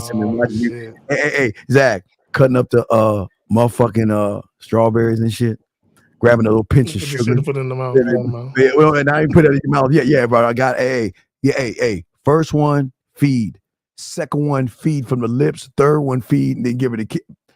They don't even know about that. They don't even the whole sexual experience, because to your point, and I want people to understand what Steve is saying. It's not so much about penetration sexually. It's not so much about your typical sex. It's about the foreplay. It's about everything leading up to the sex that for a lot of women is almost like sex itself. It's just as hot, just as intense, where you're doing things and a woman is literally getting turned on and getting hot and bothered by the overall sexual experience. And she's looking at you like, he ain't even touched me sexually yet. My God, what is he gonna do? Because he's doing all of this shit beforehand. What is he gonna do once we actually get to that point? Exactly. I always like to imprint myself on everything she loves to do sexually, right? So when she's masturbating, right? So we can do this. You can press record and let me hear you come, number one. Or you can set me on the side and let me watch you masturbate. Let me voyeur, watch that thing.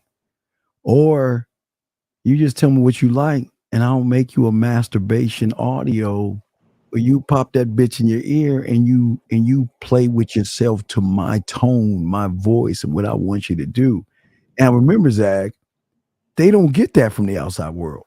So once that happens, Zach, doesn't matter if she's gone or whatever the fuck, she's always gonna come back home. She's all Zach, you know the greatest thing when they tell you, I don't give a fuck if I'm married, I don't care if I'm dating somebody, I don't care if I'm engaged. The pussy will always be yours. You can whenever you want this pussy, I will dedicate this pussy to you. It will always be yours. And they don't even understand the depth of that. They don't even understand that right there. They don't understand how many chicks we've had that came back. Like I said, I was dealing with one chick. I was there through 3 fucking boyfriends. You know what I'm saying? And we would stop fucking with each other, and she would go try and be in a relationship. You don't want to be in a relationship with me? I think I find a guy that he wants to give me what I want. Okay, go ahead and pursue that. Then she'll come back. And a lot of times when they come back in the middle of the relationship. They don't come back necessarily because it ended. They just come back because they realize I can't get the same feeling from him. How I feel with him, I can't replicate that nowhere else. You know what I'm saying? So they'll come back. And this is what a lot of guys gotta understand. And I'm gonna tell you, all you guys right now, if you're not that guy, your woman, there's a guy in her past. Or in her future. There's one guy.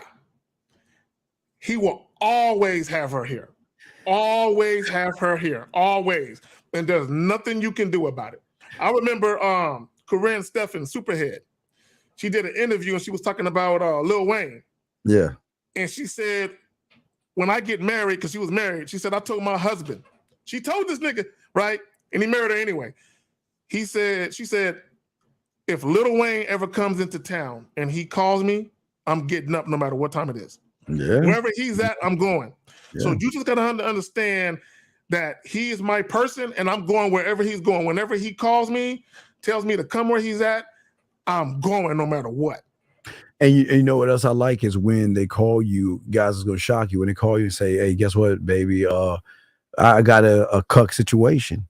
He wants to watch me, he wants to watch you fuck me. He doesn't mind. He'll sit in the corner and he just wants to watch us fuck. And I tell y'all guys all the time, gentlemen, it's going on all around you and y'all are missing everything. A lot of women love us because of how we make them feel without making them feel us. You see what I'm saying, guys? Without the see, y'all guys think the penetration, because y'all look at women like you're like men, you think the physical is everything. It's not the physical, it's the mental connection that you have with her that makes the physical that much more. So basically what we're saying to you guys is, so a lot of guys will say, well, I've got I've got 5 inches or 4 inches, or I come too fast, or I have erectile dysfunction, or whatever it is you're saying.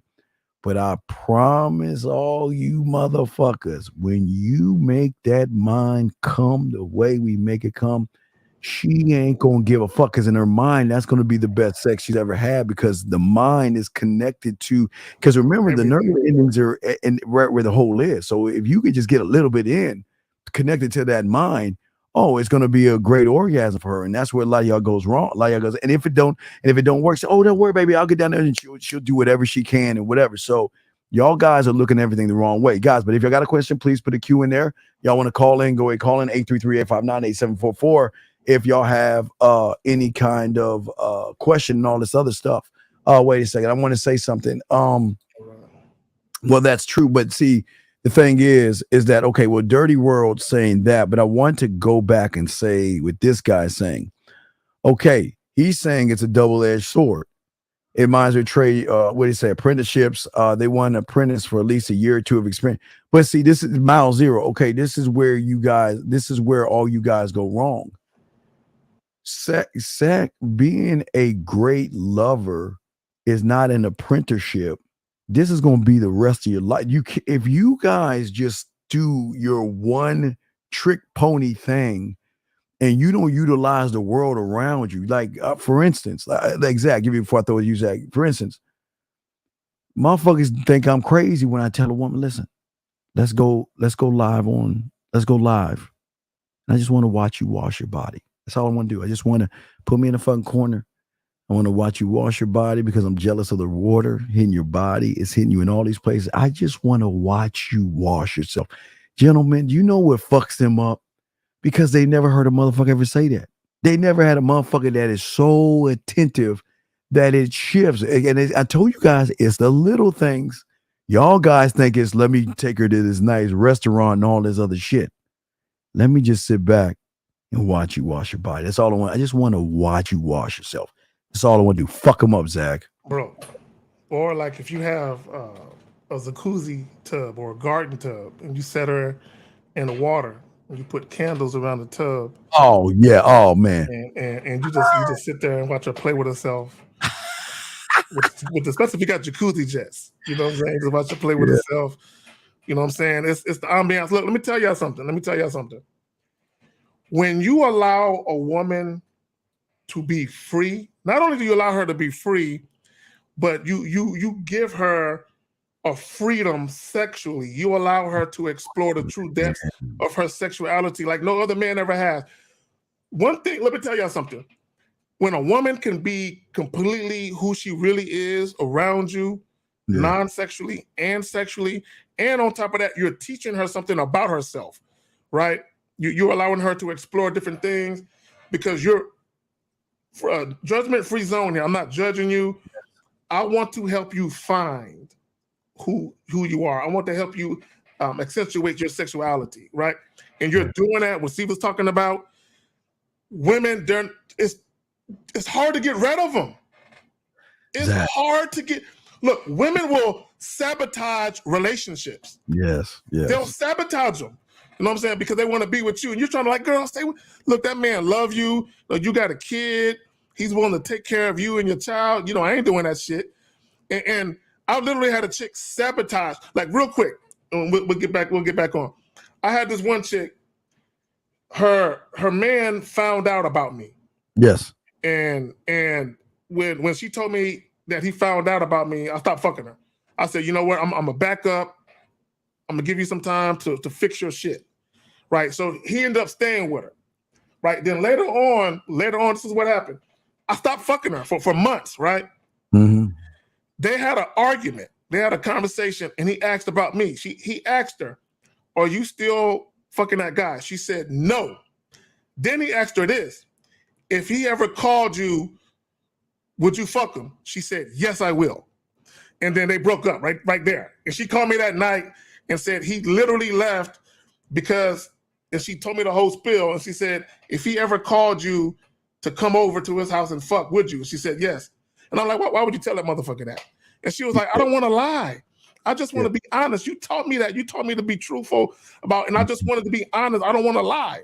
And she literally sabotaged her fucking relationship. But go ahead, man. Yeah, no, Zach. Something I love. Got a few questions. And if you want to call in England, call in for a hot second, ask your question, jump off, and we'll answer your question. Do it if you want to do it that way, or just put your question in here if you can't afford the $25.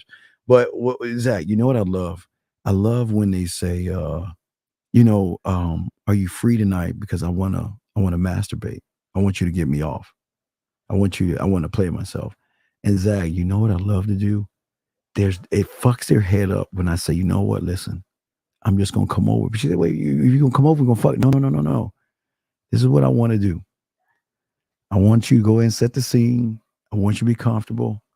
I'm gonna I'm gonna have her sit right in that fucking corner. I wanna just like I'm watching you, I wanna watch you get off live one-on-one. It's that Zach, voyeurism and exhibitionism. Yeah, exactly. Zach, after she nut, just kiss her on her cheek and walk the fuck out. Fucks them because remember, Zach, they ain't used to us. They ain't used to how we move. It fucks them up because they like, oh my God, that was so fucking thrilling just to sit there knowing he's inches away. And Zach, sometimes, yes, I'll reach over and rub her foot a little bit, just a little tease, but I don't want to participate in this thing. I want you to show me. I want to get a bird's eye view of watching you in this moment right now, watching you play with yourself, watching you get off. So, we'll get it. I'll be right back. Yeah, area code 786. How can we help you, sir? What's up? Hey, Dean and Carrie K. Zach, and I'm glad that, first of all, I just want to say I'm glad that this show is now on Tuesdays. Now it's an official thing. So salute to both of y'all.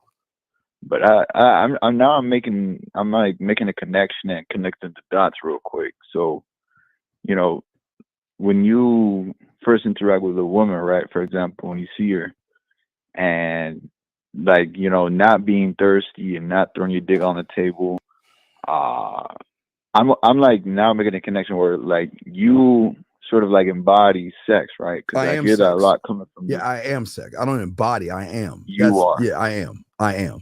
Yes. Right, and so everything that you say and everything that comes out your mouth comes from within you, knowing that you got the tutelage, knowing that even the way you say things, the tonality, yes, even how you say the mixing board, yes, you mix everything you say studio has sort of this background, sort of it's like an entity within you, yes, throwing these words and sentences out instead of this entity of thirst and right and sort of pandering after her. Right. Okay. So what's the question though? No, I just wanted to clarify that because I've been talking to women out here and there, and I've been seeing sort of with looking within myself to seeing okay, this is and listening to you this is the difference and doing the puzzle pieces, of course, this is the difference between thirst and when I walk in your house, what do I see?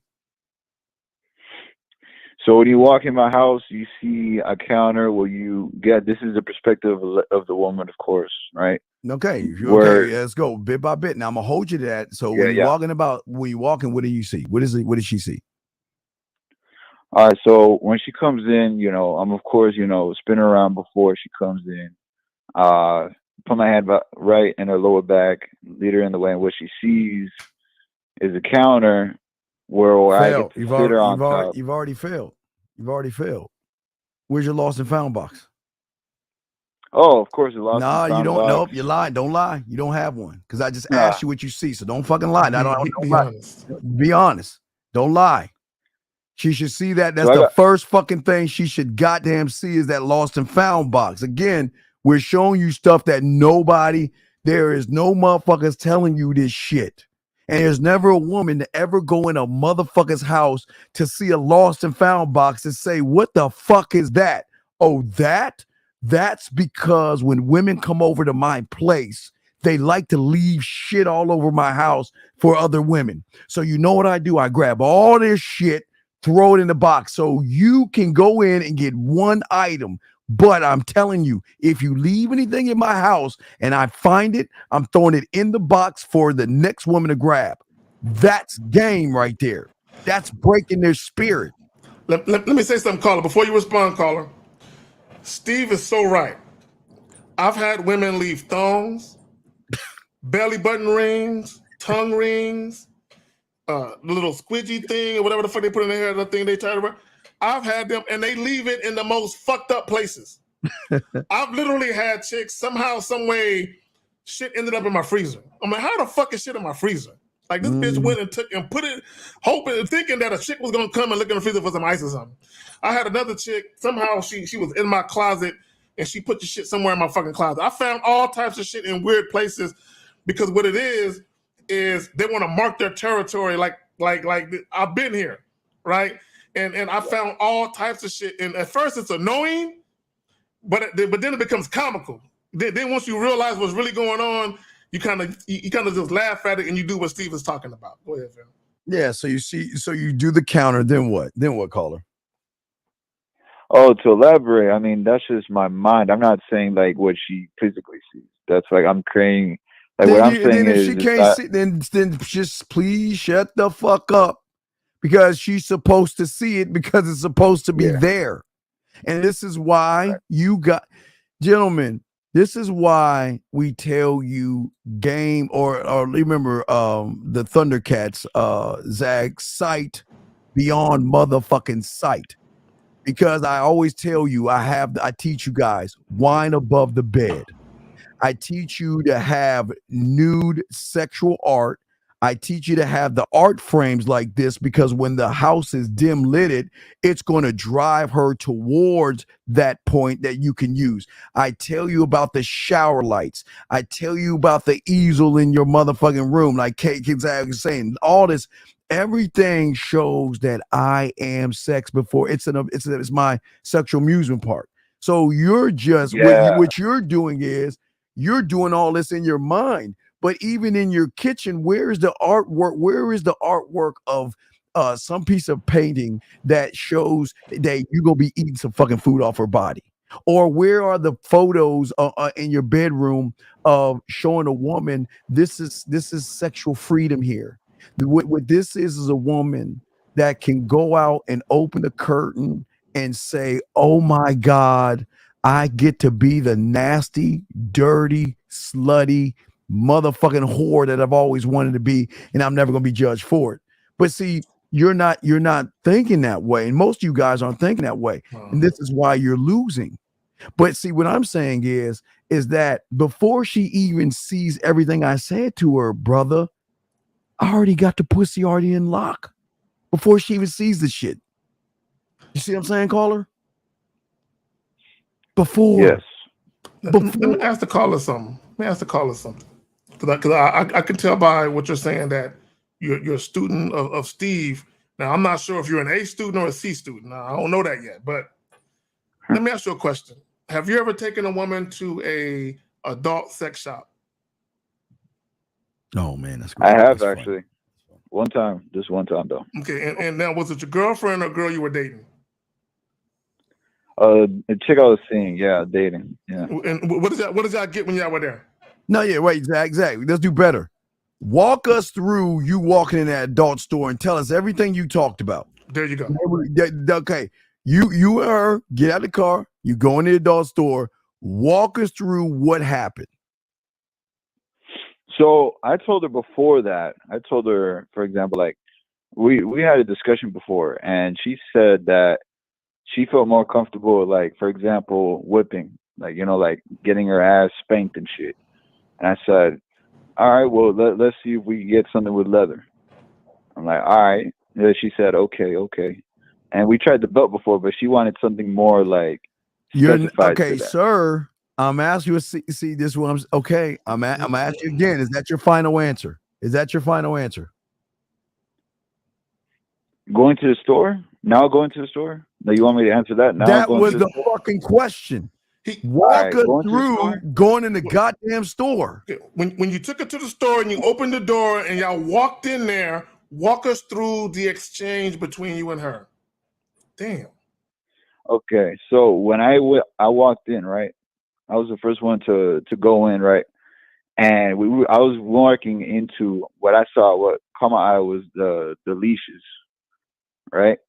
So I walked up there, and it was this one with like not like spiky spikes, whatever, right, but it looked like something like a dog would wear, like a big ass dog. And I said, look, I'm not gonna lie, this looks like it would look good on you while I grip it, but from the back of your head, not like directly through your throat. And I said, I was descriptive with it. So that boring ass conversation is why you never win, because where is I know your pussy is getting wet right now just looking at all the nasty shit. That's what I'm saying, Steve. Where is the intrigue, the anticipation, the heightening the experience? Where is that at? I'm looking for the same shit. Okay, that's my question. Yes. Y'all literally, you go into the sex store and y'all act like y'all going fucking grocery shopping. Y'all just walking, pushing a basket. They ain't even talking to each other. What the fuck is that about? So that's my question, right? So is it just like telling? Like, I get what you're saying, though. I'm very descriptive. You're not descriptive with it, and I'm painting a picture.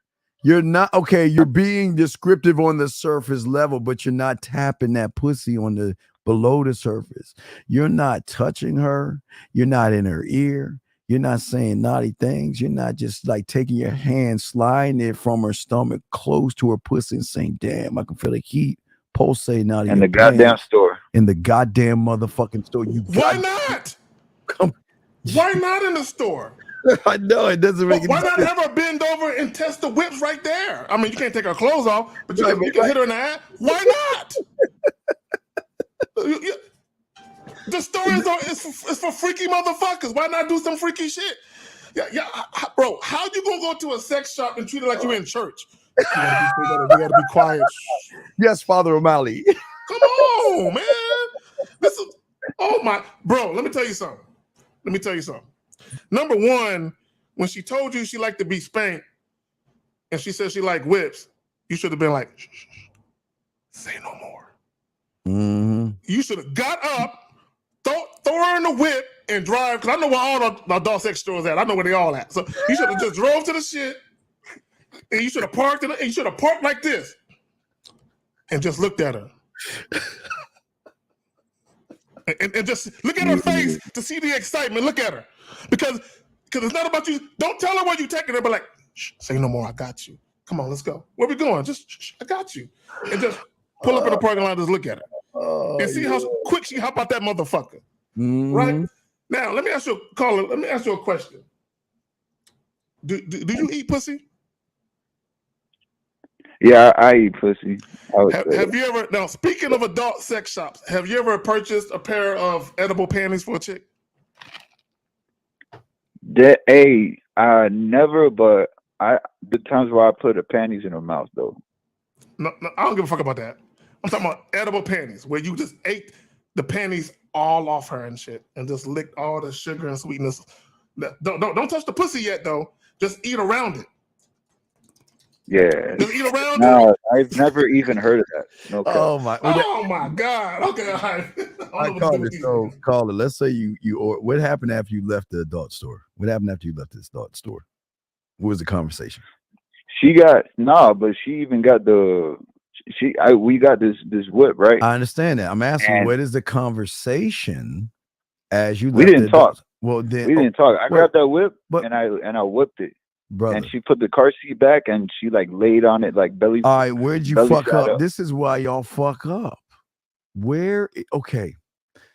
You motherfuckers have to learn how to reinforce good fucking behavior by telling her how much you appreciate, because maybe this is something new, maybe you're a little nervous, but you know what? I appreciate learning this new side of you. Oh, but Steve, this is what we talked about even before. No, motherfucker, I said after. I want to hear that shit. Please shut the fuck up. You said nothing. You said you walked out there and said nothing. That was a crucial moment of the training program to let her know that we can keep pushing the boundaries, because I appreciate the fact that you're sharing a part of me that you don't share with anybody else. That's what I'm trying to get you to see, big dog. So I would say that during, like, and after. It's all 'Cause we it's, talked it's, it's about it. before, during, and Uh-huh. after. Y'all guys cannot I just said that before though. We had that conversation before but though, you, and I tried it on the car. did I not say reinforce? Did I not say reinforce? So it's reinforce. Oh, yeah, reinforce. You didn't. You did not do that. But let me ask you this one last question because we got to continue the show. You say what's in your refrigerator? What's in your freezer? Man, I got my foods, man. That's it, like for real. So Nothing wait, there's special no whipped cream. There's no fruit. Oh, hell yeah, I got No, whipped fuck cream. no. Shut the fuck up. I gave you a chance. I Hershey hate chocolate. There's no chocolates. There's nothing. No, shut the fuck up. You just said shit for you. And then the worst part, what's in your freezer? I got some ice cream. That's all. Wait. So is that your? Wait, no, Zach. That's all you got. Your ice cream. That's all you got. On the freezer part, yeah, I got. Then ice you cream, that's have it. fucking failed. You want to know why? Where the flying fuck? Do I not teach you motherfuckers things that no one else teaches you? Do I not show you why? Where are your diamond fucking ice cubes? So when she comes over, you could drop that in her cup. Y'all are losing. This is why y'all lose, because y'all don't listen. We're showing you shit that nobody even does or talks about. We're showing you how to up the ante and be different than everybody else. And you're telling my ignorant ass, as much as you've been listening to me, you don't have your motherfucking diamond ice cubes in your fucking freezer. No. All I right. just not following the playbook. There you go. So I'm going to let you go. All right. Thank you for the call, sir. I'm Salute, sad. man. Salute. Appreciate Thank you, brother. But man, it's Damn, these dudes, they have no imagination, Steve. No imagination. Nothing. This is we got some questions, but this is crazy to me, and y'all wonder why y'all are losing. Let me say something to you, Jay. This guy said this that we leak. Okay, when she masturbates, we leave. Brother. You don't understand women, and because you've never got any pussy, you're the assumption just because she has an orgasm, she's gonna call up another guy. Why does she need to call up the other guy when I am the motherfucking guy? So the fact that you just are worried that she leaves, and guess what, AJ? So what? What if she does call somebody else? Why do I give a fuck? Tell me. Is that what the fuck is that you're showing them right there? Is that electric? It's for the coochie. Hold on. Check it out. Let me blow you up for that. Go. What you got? Let's see. Okay, hold on real quick. All right, so hold on. For the coochie, you got this. You can take this off right here. Okay, hold on. I got something else. I got you. Show Zach. Hold on. Okay. There we go. Hold on. The clitoris right here. It has multiple speeds. Right. Now for the ladies, I do disinfect this. I do clean this off and shit. You know what I'm saying? So I'm the type of dude, right? I'm the type of dude. I'm gonna be in you and have this on you. You know what I'm saying? I might have my fingers on that G spot, and I'm gonna have this on it. Be like that. Yeah, it's gonna be waterworks like a motherfucker. I'm just letting you know.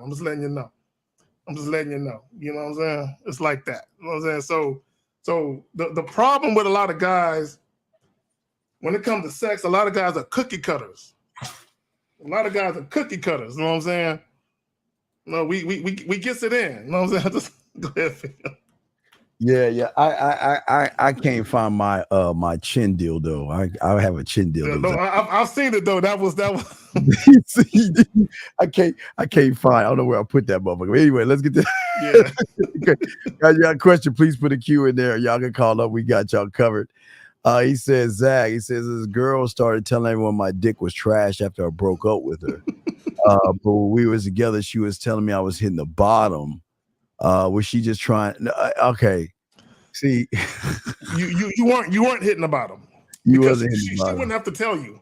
You She would wouldn't know it. Right. You would. Look, let me tell y'all something. This is what women know.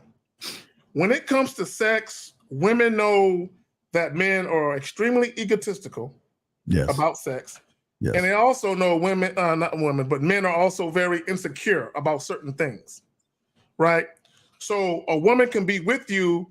This is why when women tell you, "Oh, I've never came so much," you can't necessarily believe it, because if you really know what you're doing, you're gonna see, you know what I'm saying, the evidence of what you're doing, right? Or a woman say, "Oh, I've never felt so good."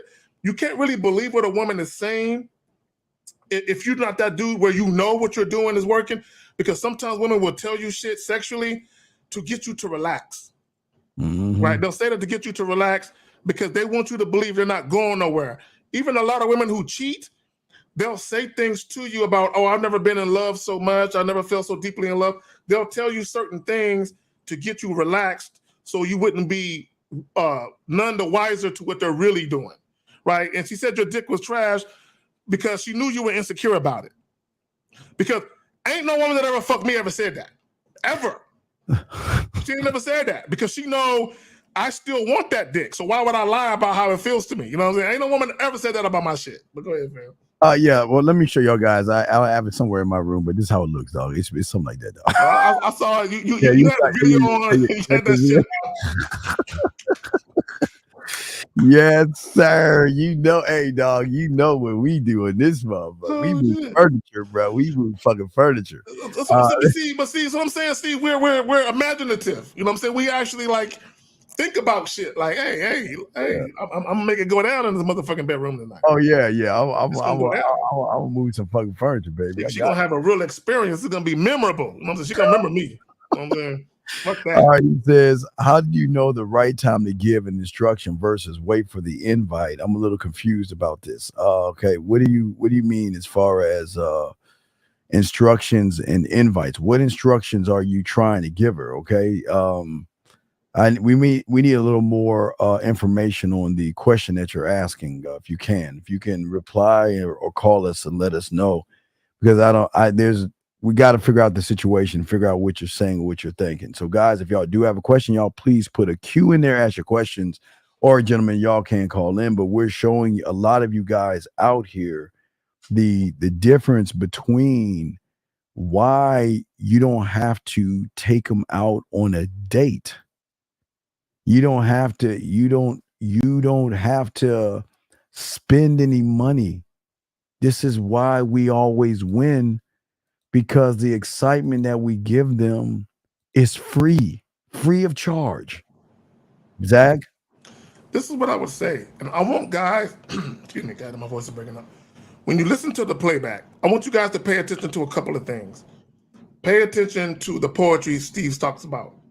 Pay attention to the poetry readings, the slams and all the other shit. All this. You said what now?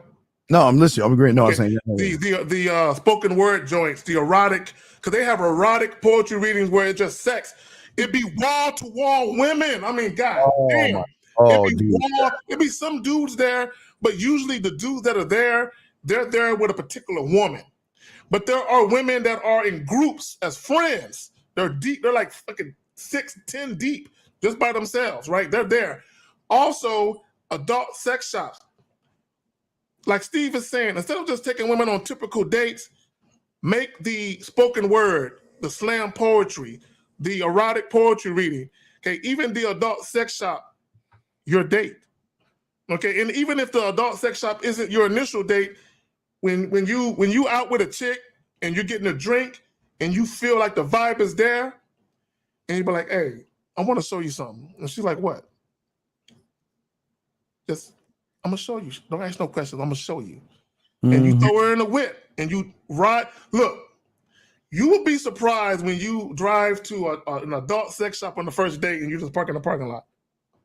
And you just look at her, you look at her face, she's like, "Really?"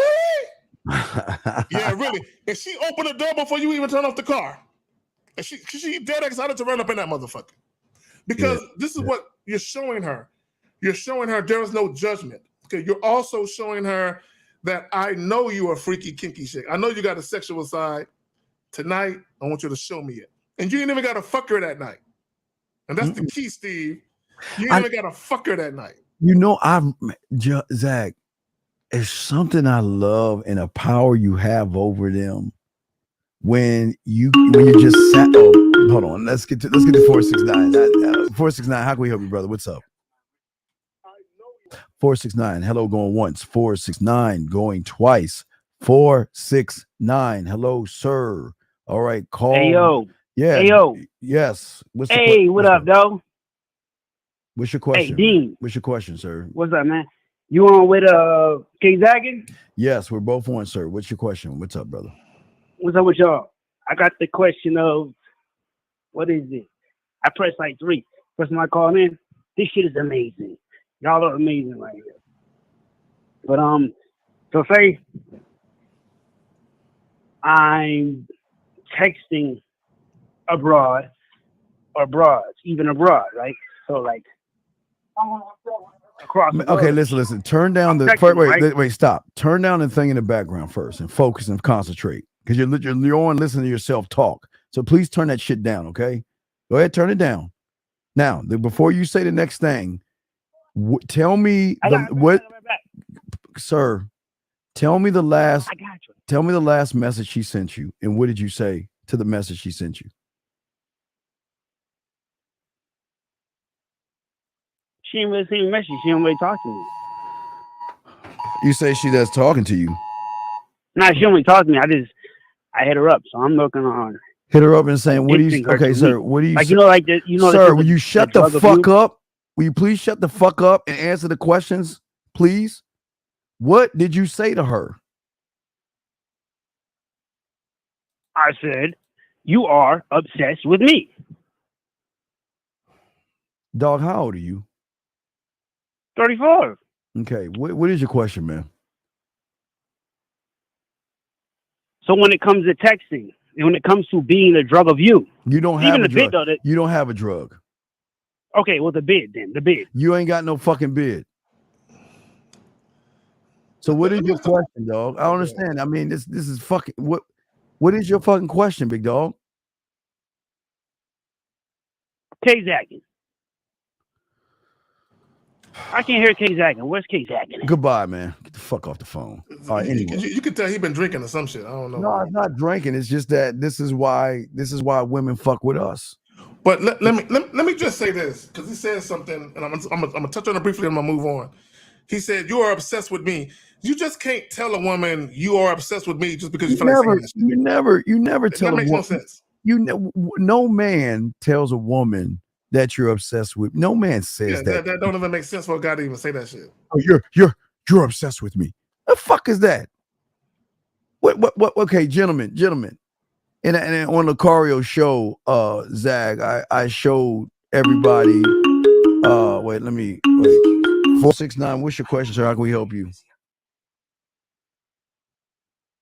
All right, goodbye. We'll let him go. Anyway, so like I was saying, let me load this down. So I think it's the same guy. I'm gonna let him answer. But anyway, Zag, like I was saying before, Zag, when you have game, right, Zag, you don't have to tell a bitch anything about a fucking obsession. You want to know why, Zag? Because as you and I both know, they will tell you how obsessed they are with you without you having to say anything. This is the life of how we are. This is the life that we live. This is how things go.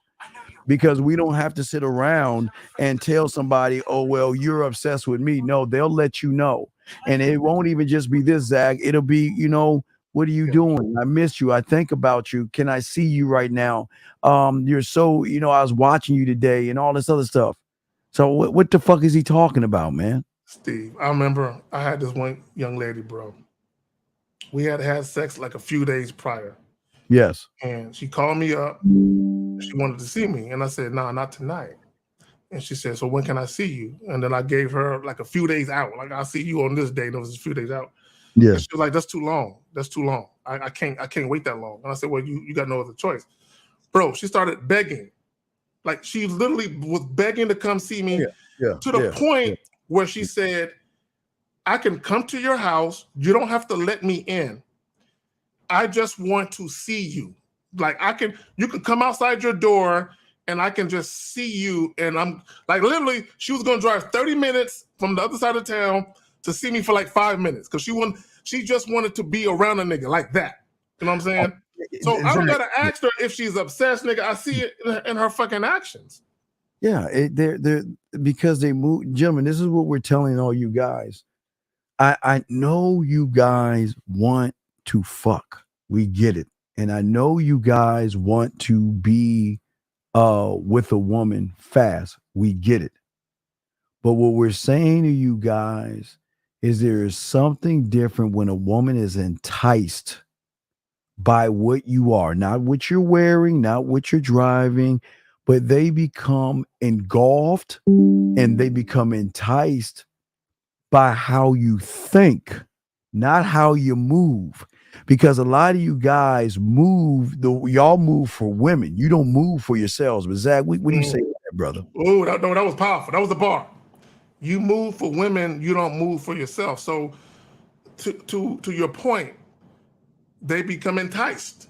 Okay, the operative word, when I think about certain things, I think about curiosity, entice, and intrigue, and anticipation. Look, a lot of you guys, this is why when a lot of you guys, when y'all exchange contact information with women, and we ask you, what did you say before you did that? Before you gave your number, before you got a number, what did you say? And the reason why we want to know what you said was because did you make a mark? Did you make a mark? Did you make an indelible impression on her before you did that? Like when guys say, oh, here's my number, you should call me sometime. Why in the fuck would she call you? What the fuck did you say that was so enticing, so intriguing that she would want to call your number, right? So, and I tell guys all the time, once you get to a point where you're having a conversation with the young lady and you feel like, damn, she own it. You end the conversation on a good note. You give her your number. You let her know what you want to do. You instruct her to call you, and you move on. A lot of times, the conversation you having with the woman, and you can kill it in 5 minutes and get the job done. But a lot of you guys, you talk for 20, 30 minutes, and then she sees the real you come out. Because the longer you talk, and when you ain't gamed up, the real you gonna come out. And now she ain't interested. But you got right. Yeah, no, Zach, because I know we gained up in this thing. I know that everything I'm going to do is going to be magnetic. I know I'm going to allure. I know I'm charismatic. I know I'm passionate. I know I'm different. I know I can move mountains. And you know what I know most is I ain't trying to fuck. What? Hey, Zach, why would I be like all the humans? Why? I'm not thirsty. But see, Zach, what they don't understand is the motherfuckers who ain't trying to fuck are the motherfuckers who are already fucking. And if all you motherfuckers want to do is fuck, that's telling her that all you motherfuckers out here ain't fucking at all. So he always say, got a question right here. So you're saying don't invest time in a woman. But okay, D, here's the question. How are you utilizing your time? See, this is where y'all are going wrong. See, y'all are thinking invest. See, y'all don't have that stock mentality where I can invest this to get a return on investment. You're thinking, no, I'm just going to give her 10 million. Let me see. I'm going to give her 10 minutes. Oh, 10 minutes is up. I'm done. The question that we're asking is, what are you investing? And whatever you're investing, where is that supposed to take the woman? Where are you trying to take whatever you're doing? Where are you going with it? Because if you're trying to, I don't know what, and I'd like for you to answer that question, but Zach, you can get it. But D, and let us know, what are you investing and what's the play? But Zach, what say you, my brother? When he's talking about investing time, see, here's the thing, Steve. I'm a gamer. I know you're a gamer. Oh, all day. So if I'm playing video games, I'm not investing time in something I enjoy doing. I might be making time, but I'm not necessarily investing time. See, a lot of times when you think about investing time, you're thinking about doing something that you really don't want to do, but that you got to do, right? So if I'm having a conversation with a woman, I don't feel like I'm investing time because I'm not going to waste my time. Right, there you go. Exactly. I'm not going to waste it. So I'm going to have a conversation. and I'm going to have it for the length of time that I feel I need to have it to get my point across. Whether the woman is with it or not, it don't matter to me. Like, see, here's the thing. A lot of guys are too focused on the outcome. They want every interaction with a woman to be a score. Yes. For me, I don't care. I don't care about the score. All I'm concerned with, and I hate to use the word concern because I ain't even really concerned about that either. Okay, all I'm focused on is let me get my shit off. Because I know for a fact I'm the realest motherfucker in here. And ain't nobody going to talk to her like I'm going to talk to her. So let me present her with something different that she needs. Now, whether or not she wants to accept it or not is inconsequential to me. I don't give a fuck. So I'm going to go ahead and say what I got to say, and either she's with it or she's not. It don't matter what, like, even, like, I know, Steve, me and you on the same page. Yeah. We give women our number. Yes. Whether she calls it or not doesn't matter. Yes. Look, if a chick call me 2 weeks later, I might forget who she is. Yes. You said I gave you my number? Can you? Because I'm not waiting by the phone thinking about her. I got so much shit going on. I literally give it and forget it. Like, all right, I'm out. If she hits me up, cool. If she don't, cool. My temperament is the same. You got it, fam. No. I want to say, D, this, you already fucked up. You already showed us you fucked up. Because see, here's the thing. See, I'm telling you right now, I'm the villain. I don't want that bitch liking me, but she's gonna like me. I don't want her attracted to me, she will be. I don't even want her to love me. I'm a lovable motherfucker. She will love me, but I don't want that shit. I don't want any of that shit. That's not. I listen, D, and I tell you, and I would be happy to tell you, I'm here to conquer. I want it all. I don't want that little piddly ass shit you fucking guys want. Like me, attracted, and then like me enough to open their legs up. Why the fuck would I want to be like you guys? So, what I want, number one, is to make such an impression on her that when she hangs that fucking phone up, she's going to linger in the last conversation that will carry over on to eventually her saying the one thing, dog, this is a Zag. I don't know if you ever saw me show you this, but Zag, I tell you, this is your boy's end game right here. This is what your boy wants. This is the first move. The first move is, why can I not stop thinking about you? What have you done to me? That's what we want. Now we got a call real quick. Let me bring in area code 504. 504. How can we help you, sir? What's up? 504. What's up, brother? How can we help you, man? Hey, yo, this is D right here, man. You hear me? D. Okay, what's up? Okay, brother. Let's look at what the fuck you said. What the fuck? Wait. Okay, yeah. Fix your phones. I gotta ask some questions here. What the fuck is what is this? What is it? Wait. Why do you fail with the statement of talk to this chick I like? Why is that a fuck? You've already fucking failed. I mean, yeah, I like her for who she is. Nah, cause she's supposed to be like, she's supposed to be into you, mother dog. Why do y'all run behind? No, not my ass. No, stop. No, not mean. I'm gonna hold you to what you're saying. You know, we know how we are on this show.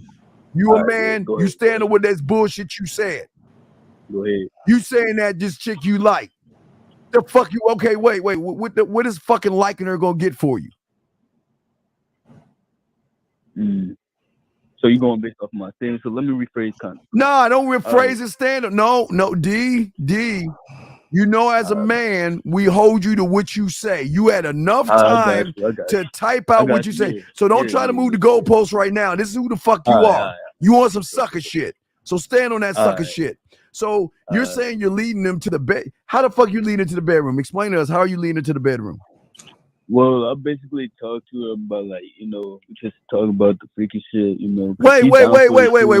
Time out. Excuse me. Wait. Does she live on Mars?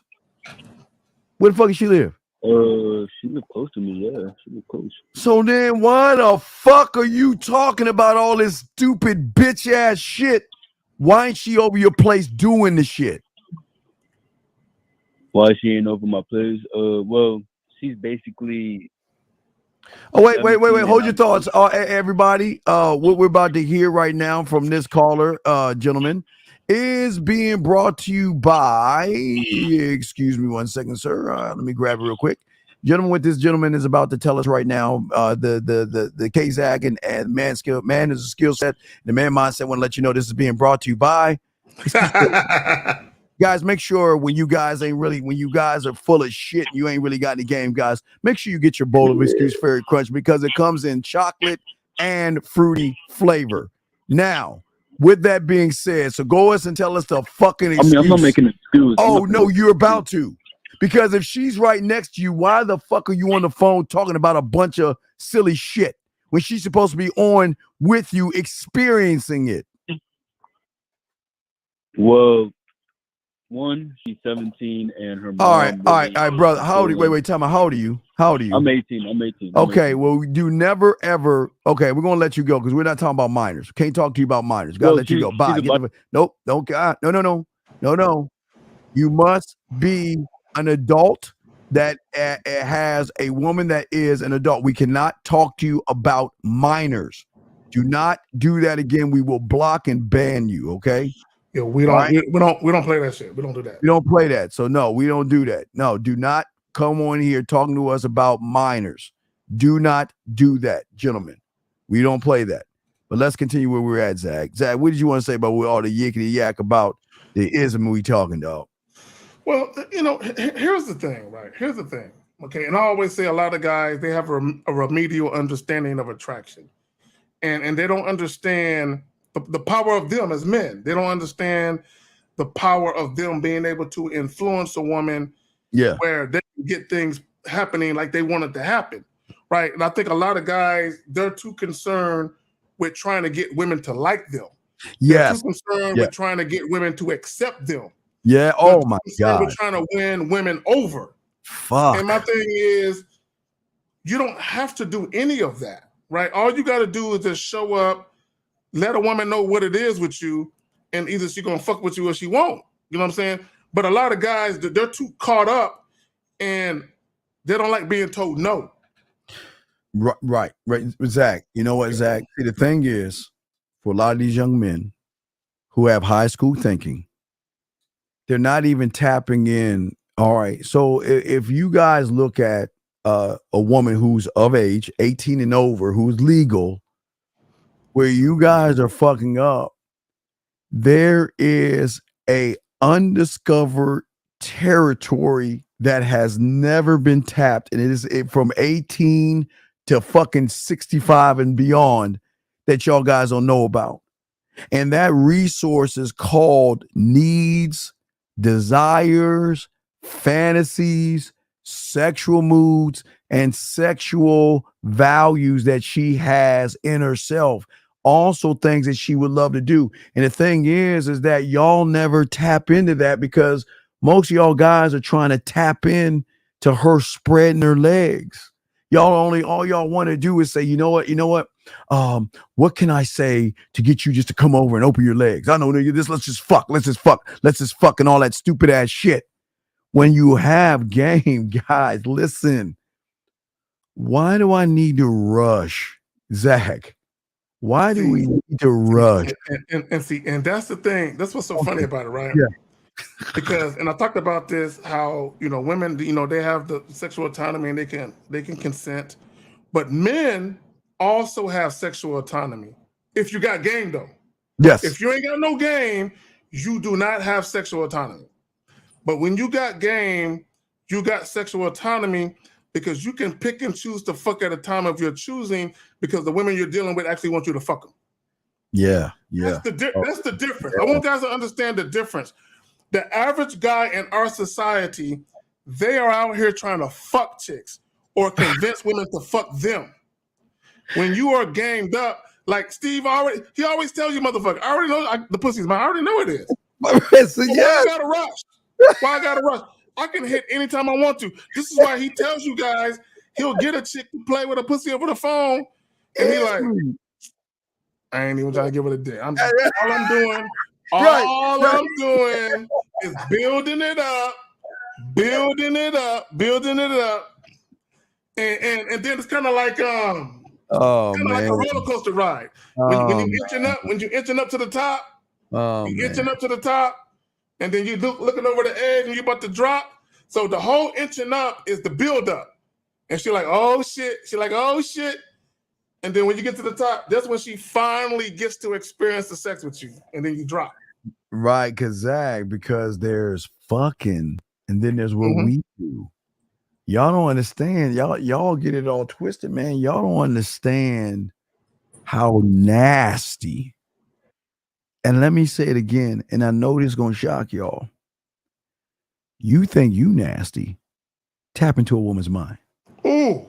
Don't do that. Don't do that. Don't do that. It's too much in there. It's too much in there. Jimmy, let me say it again, guys. You think you nasty? Tap into a woman's mind. And let me give you all an example of tapping into a woman's mind. Now, before we bring you in 1 second, now before I got you. Hold on 1 second, now before. Let me say something, guys. And I'll give you an example how nasty they are.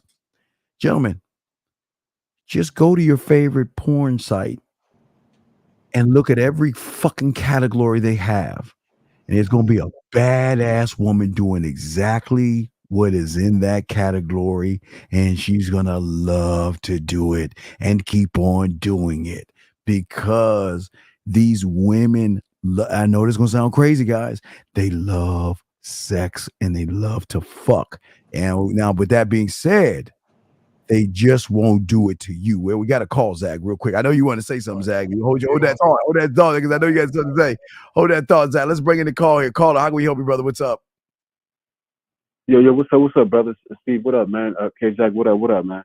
Y'all got a question, right? When you meet a woman, whether it's in an app or in if you cross paths, right, and then whatever, and y'all exchange number, y'all talk, and you plan a date, and you say, let's just see met on Monday, and you, whatever, and you told her on the street on the app, like, hey, I'm free Thursday, let's meet up on Thursday, and she agreed.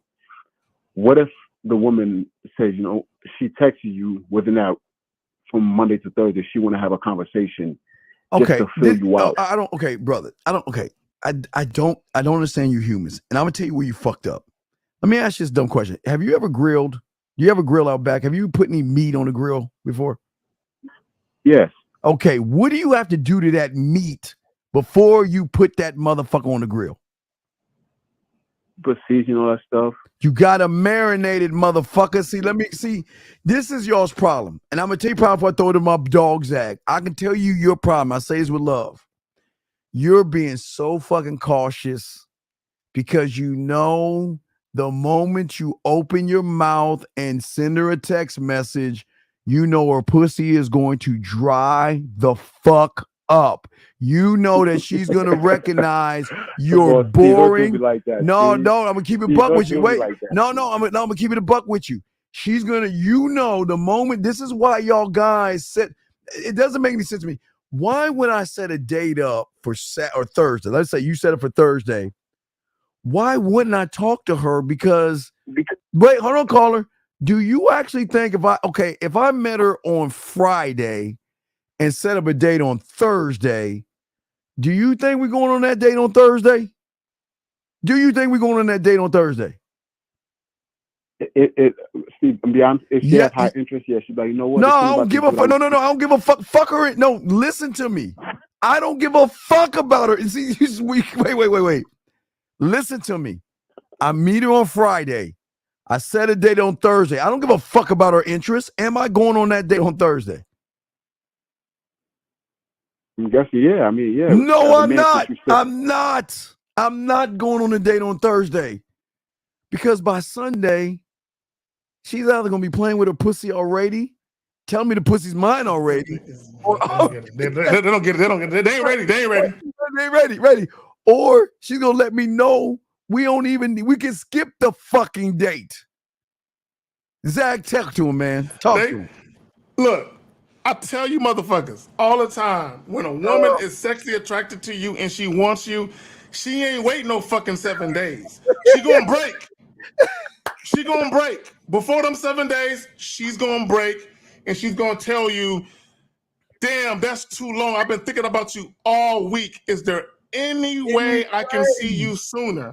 Is there any way? And then what a lot of times what she'll do is she'll make accommodations and concessions to try and give you an incentive to come out and see her sooner. I remember one time I called, I met this chick on a Friday.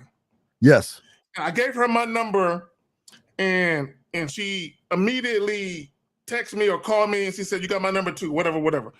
But I ended up calling her the next day because I was talking to my friend because we was dancing and she didn't have no drawers on, and she was dripping pussy juice all on my fucking fingers and shit. I thought it was sweat, but she said it wasn't, and I'm like, God damn it. So the next day I'm talking to my friend. And I said, you know what? Let me call Shorty. So I called her the very next day, which was Saturday. And I said, look, you and I, because I had already tried, I didn't try, but I let her know that I was interested in her and all that. And she was down to catch up. So I called her the very next day and I said, let's go ahead and do it tonight. And she was going out with her friends. She said, well, me and my friends, her girlfriends, we're about to go to dinner. Right. Why don't you join us and I'll pay for you? And I said, no. Okay, and a lot of you guys, y'all would have went. That would have been a bad mistake. You know what I'm saying? I told, even though she was willing to pay for me and all that, no, I don't want to meet your friends. You know what I'm saying? I don't, but not only that, but I'm directing you to do something very specific. And I don't want to follow what you're doing. So the point of me saying that is when a woman really wants to see you, because she knew, damn, he wants to see me later on, but I want to see him now because he's the type of dude, another woman might catch his attention and might call him up and he might be doing something else. So I want to see him now. So much so, I just met this guy 24 hours ago and I'm ready to pay for dinner for this motherfucker. Right. Just so I can see him, because I feel like if I don't see him now, he might get preoccupied to see another woman. I said, no. When you get done with your girls, hit me up. I'll see you later. Okay, and we end up doing that. But my point is, to Steve's point, 7 days? Do you know what I'm going to say to her the first time I meet her where 7 days is too long? Wait. 7 days. Wait, caller, let me explain women 101 to you. Okay, caller. Okay, you walk up to her. Now, wait, let's say before you even met her, why don't you go ahead, okay? Why don't you go ahead and add up all the motherfucking guys that have hit her up before you? And then you meet her and y'all exchange information, and then you go silent. And then there's a bunch of other guys that she meets after that. So automatically you already lose because you are not positioning yourself to say, okay, at least I can get in the mix where she will just do like the cantaloupe thing, testing out the waters and all this other stuff. So what I'm saying to you is, I want to ask you this question. After you gave her your number or y'all exchange information, why didn't you message her? Oh, no. Okay, what happened was we exchanged information, stuff like that. Matter of fact, it's the same I'm talking to right now, matter of fact. So we exchanged, then I met at the app.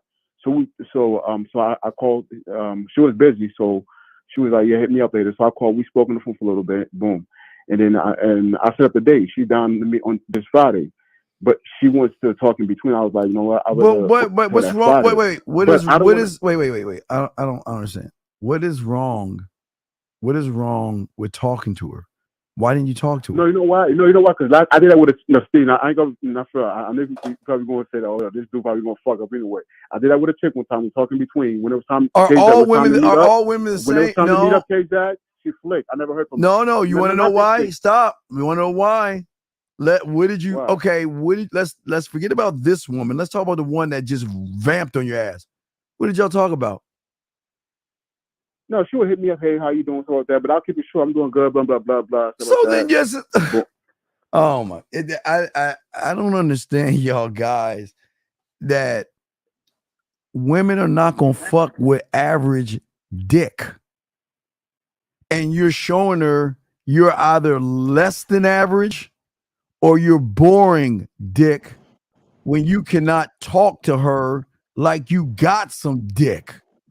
See, this is the issue. This is the issue. Caller, this is your issue. It's not necessarily about you not talking to her. It's about what do you talk about leading up to the date. Yeah, he has nothing to say though. That's and what it is, Steve. See, and this is why. No, listen, caller. Hold on. I'm gonna pass it back to you. I'm gonna pass it back to you. Okay, let's caller. I'm gonna pass it back to you. Just hold on.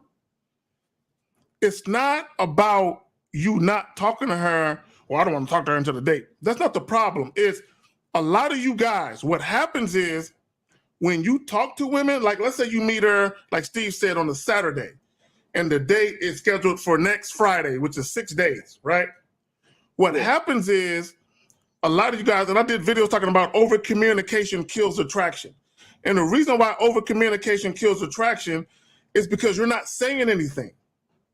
Okay, you're boring, or you're talking about things you shouldn't be talking about. I'm gonna tell this quick story, Stephen. I'm gonna pass it back to you. You got it, brother. You got to take your time. Okay, caller, listen to the story, and I want you guys to understand something. I had a coworker. Okay, she was very open about the fact that she liked to fuck, right? And she was the type of chick. She was always on Tinder, and she was a little older, and she would always meet young dudes on Tinder and get a fuck on. She would be fucking in cars. She would be fucking whatever. If she met a dude at the bar and she liked him, she couldn't wait to get back to the house. She's like, I'm fucking in the car. You know what I'm saying? So she was that type of chick.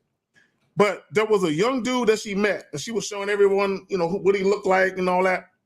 And she said, I'm fucking him this weekend, right? This is what she's saying to everybody. Now, what ended up happening was between the time that they matched or whatever and between the date, the guy ended up telling his whole life story to her. So one of the other women who were, the older women who were married and they had boring lives, they would live vicariously through her. Because that's what these older women do. They live vicariously through the younger chicks that's fucking. Believe that, right? So they were asking her, hey, what happened with that guy? And she said, I don't want to fuck him now because I know too much about him. He talked too much about shit that I didn't give a fuck about. So there is no intrigue. There is no curiosity. There is no anticipation. What Steve is telling you is not to talk to her just to talk. Say something that means something. Be very intentful with your words. Make them count. Build up the intrigue. Build up the anticipation. See, you got it, fam. No, you call her. So what say you, sir? I'm not gonna lie to you, Steve. Like I said, I know you're probably gonna get on me about that. I know you're gonna get me about that. But yes, I'm trying to get away from the boring conversation and how you doing. I just want to talk about because she's fine too. The one that me and Pop, she's thick chocolate chick. You already lost. You called her fine. You already lost. So what do you want to talk to her about? What do you want to talk to her about? When I see you, I'm gonna kiss you and stuff like that. No, he said I'm gonna kiss you. Why are you? Why are you kiss you? No, so that's why I'm like, and when I do talk to some of these women, I'm being like, it's like I'm working on eggshells. I'm like, if I say some dumb shit, I know it's gonna kill the attraction. I'm like, why not just talk to her to talk?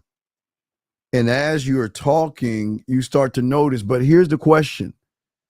This is why I tell you guys either Instagram or WhatsApp, because those places give you the opportunity. Now, again, I don't have an iPhone, so I'm team saying something. Zach, you got an iPhone and shit, don't you?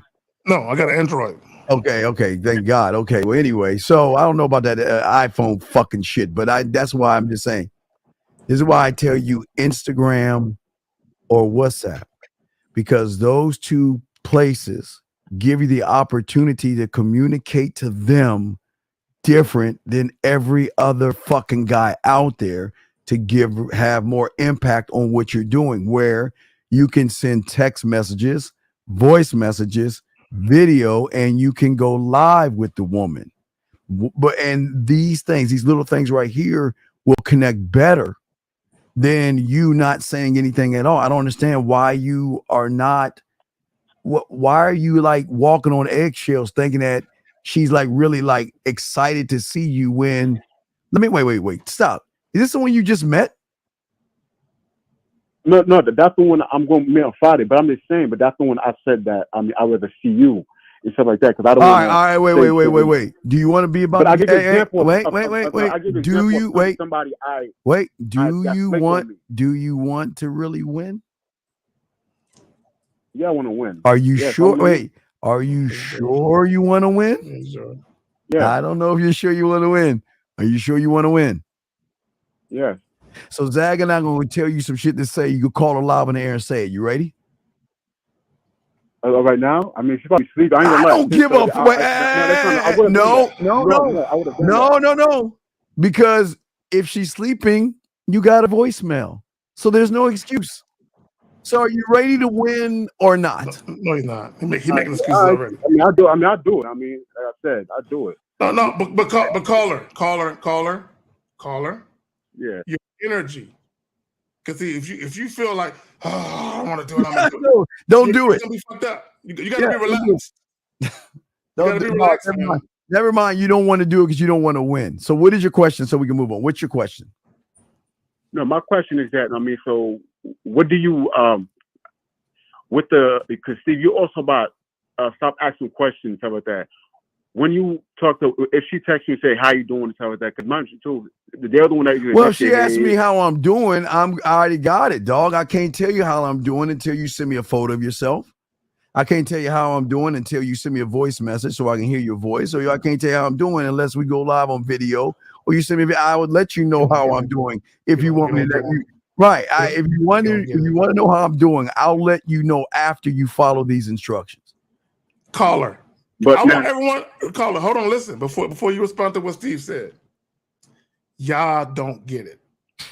What Steve is saying, no matter what she says, if what she says isn't conducive to my bottom line, I'm going to turn the conversation back around and redirect it where I ultimately wanted to go. That's all you got to do. You don't have to answer the question verbatim. You could be like, all right, let me take her question and flip it.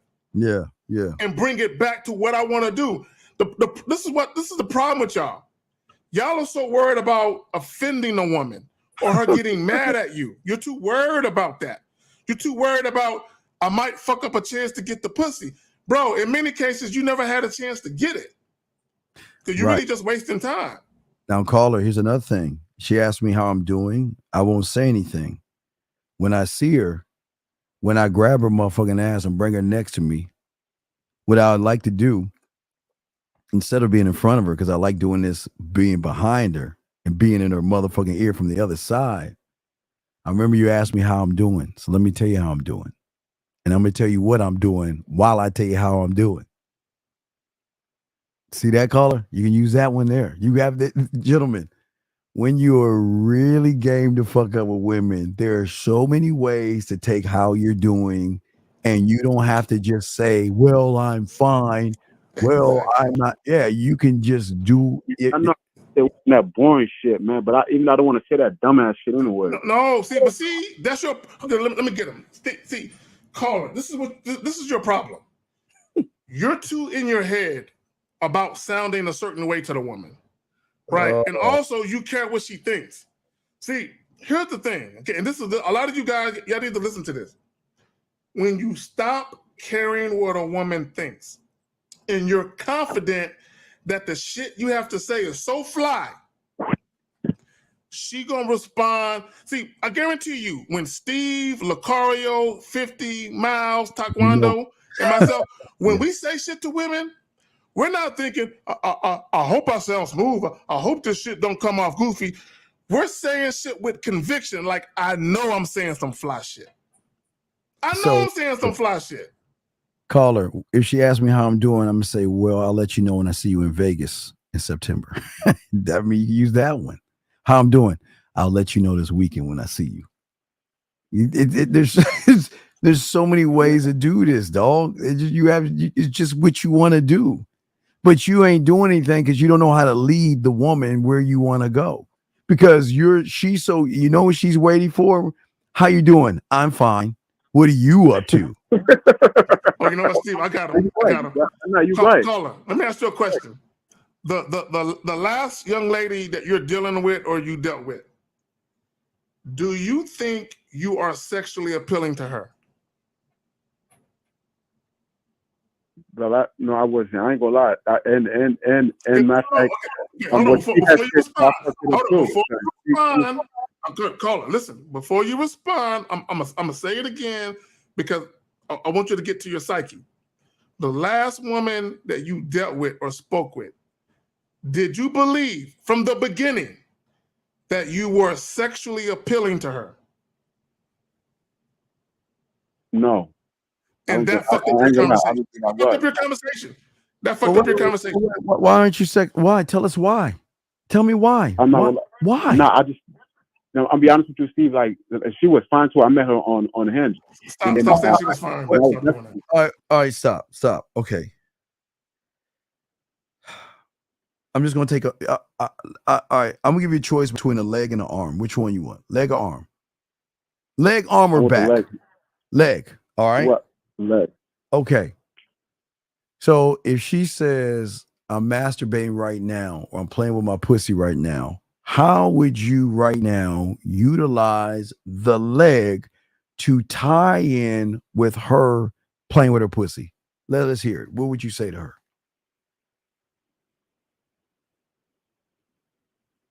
You said how would I use the leg when she's playing with her pussy? How to use the leg in that conversation? Mm-hmm.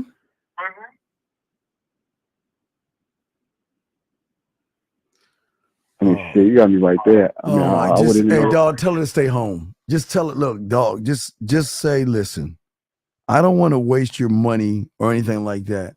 So unless you have another guy that you can see after I disappoint you, then don't come at all.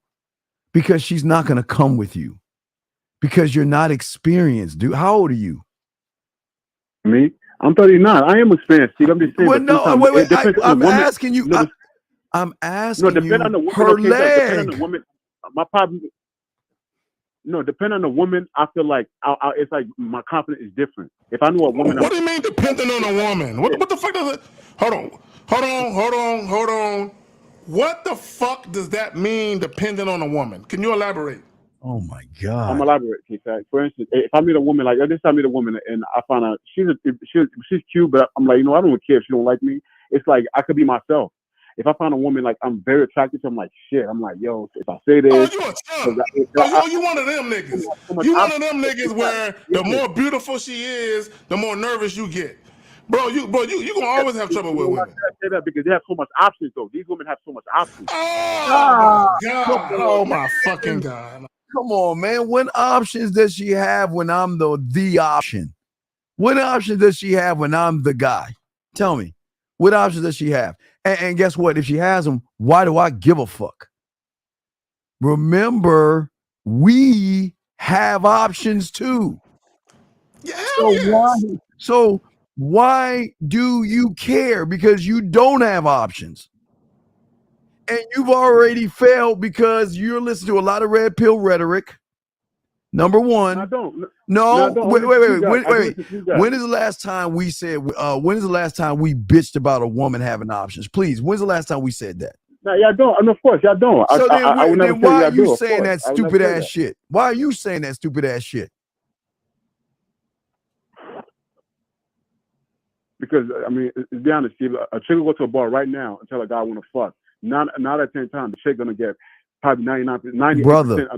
Brother, you don't know how to fuck. So you saying let's fuck is gonna come off weird and creepy, man.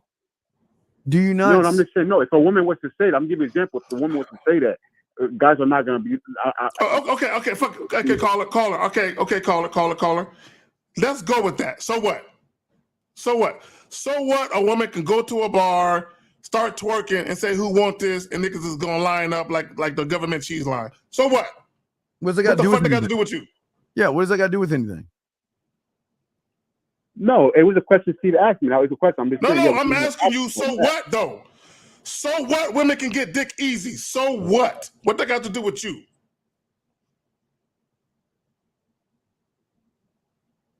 You're right. It got nothing to do with me. Okay, right. caller. You know what? Let's do this. This is the intervention. Let's just do this. Just say, what is your name again? Jay. Say, Jay, I'm 39 and I'm an insecure male. Just say that. Say, Jay, I am 39 years old and I'm an insecure male. I'm not. Come on. Yeah, you are. You're insecure, man. Listen to what you're saying, dog. Just say it, man. Own that shit. Everything you're I'm saying is coming from your fucking Tampax right now. Oh, she can go to the thing and meet a lot of guys. Why the fuck do you care? Why do you care? Do you think we are threatened by other motherfucking guys? Really? Caller, we keep telling you we want them to hang out with other fucking guys. What part don't you get? Bro, these niggas. Jesus Christ. Caller, look, caller. I'm gonna tell you a story. Real quick story. You know, Steve, we good? You don't mind? No, we good, dog. We good. So, caller, I used to hang out with these three guys. Now I'm 5'9", right? One of my best friends was 6'7". Another one of the guys was 6'5". Another one of the guys was 6'4". When you would see us playing basketball together, it was funny because I couldn't do nothing against them niggas. But when we went out at night, my homie that's 6'7", right? He used to always be in his feelings because the same chicks he wanted to get with wanted me instead. I'm damn near a foot taller than him. Yes. Caller, I remember one night we went to a club. I think it was a club or a bar. And he pulled this chick. She was beautiful, I gotta admit. He pulled this chick and she was a looker. And I didn't pull shit that night, right? But she ended up taking both of us back to her crib. Listen, nigga. She took both of us back to her crib. She had a 1-bedroom crib on the outskirts of downtown San Antonio, Texas. Right? Latina babe. He in a bedroom with her. I'm on the couch. Like I'm on the couch like, damn, my nigga about to hit. I'm about to sit on here. Just I'm about to listen to this nigga fuck all night. Damn. Right, that's what I'm thinking. I hear her say to him, why don't we invite him in here with us? That's what I hear. The point I'm trying to make is, although my nigga is 6'7", I'm 5'9", I'm fucking the same bitches he fucking. It don't matter. You comparing yourself to other dudes. It don't matter. And he's 39 years old, so that's even worse, dog. So, any other questions?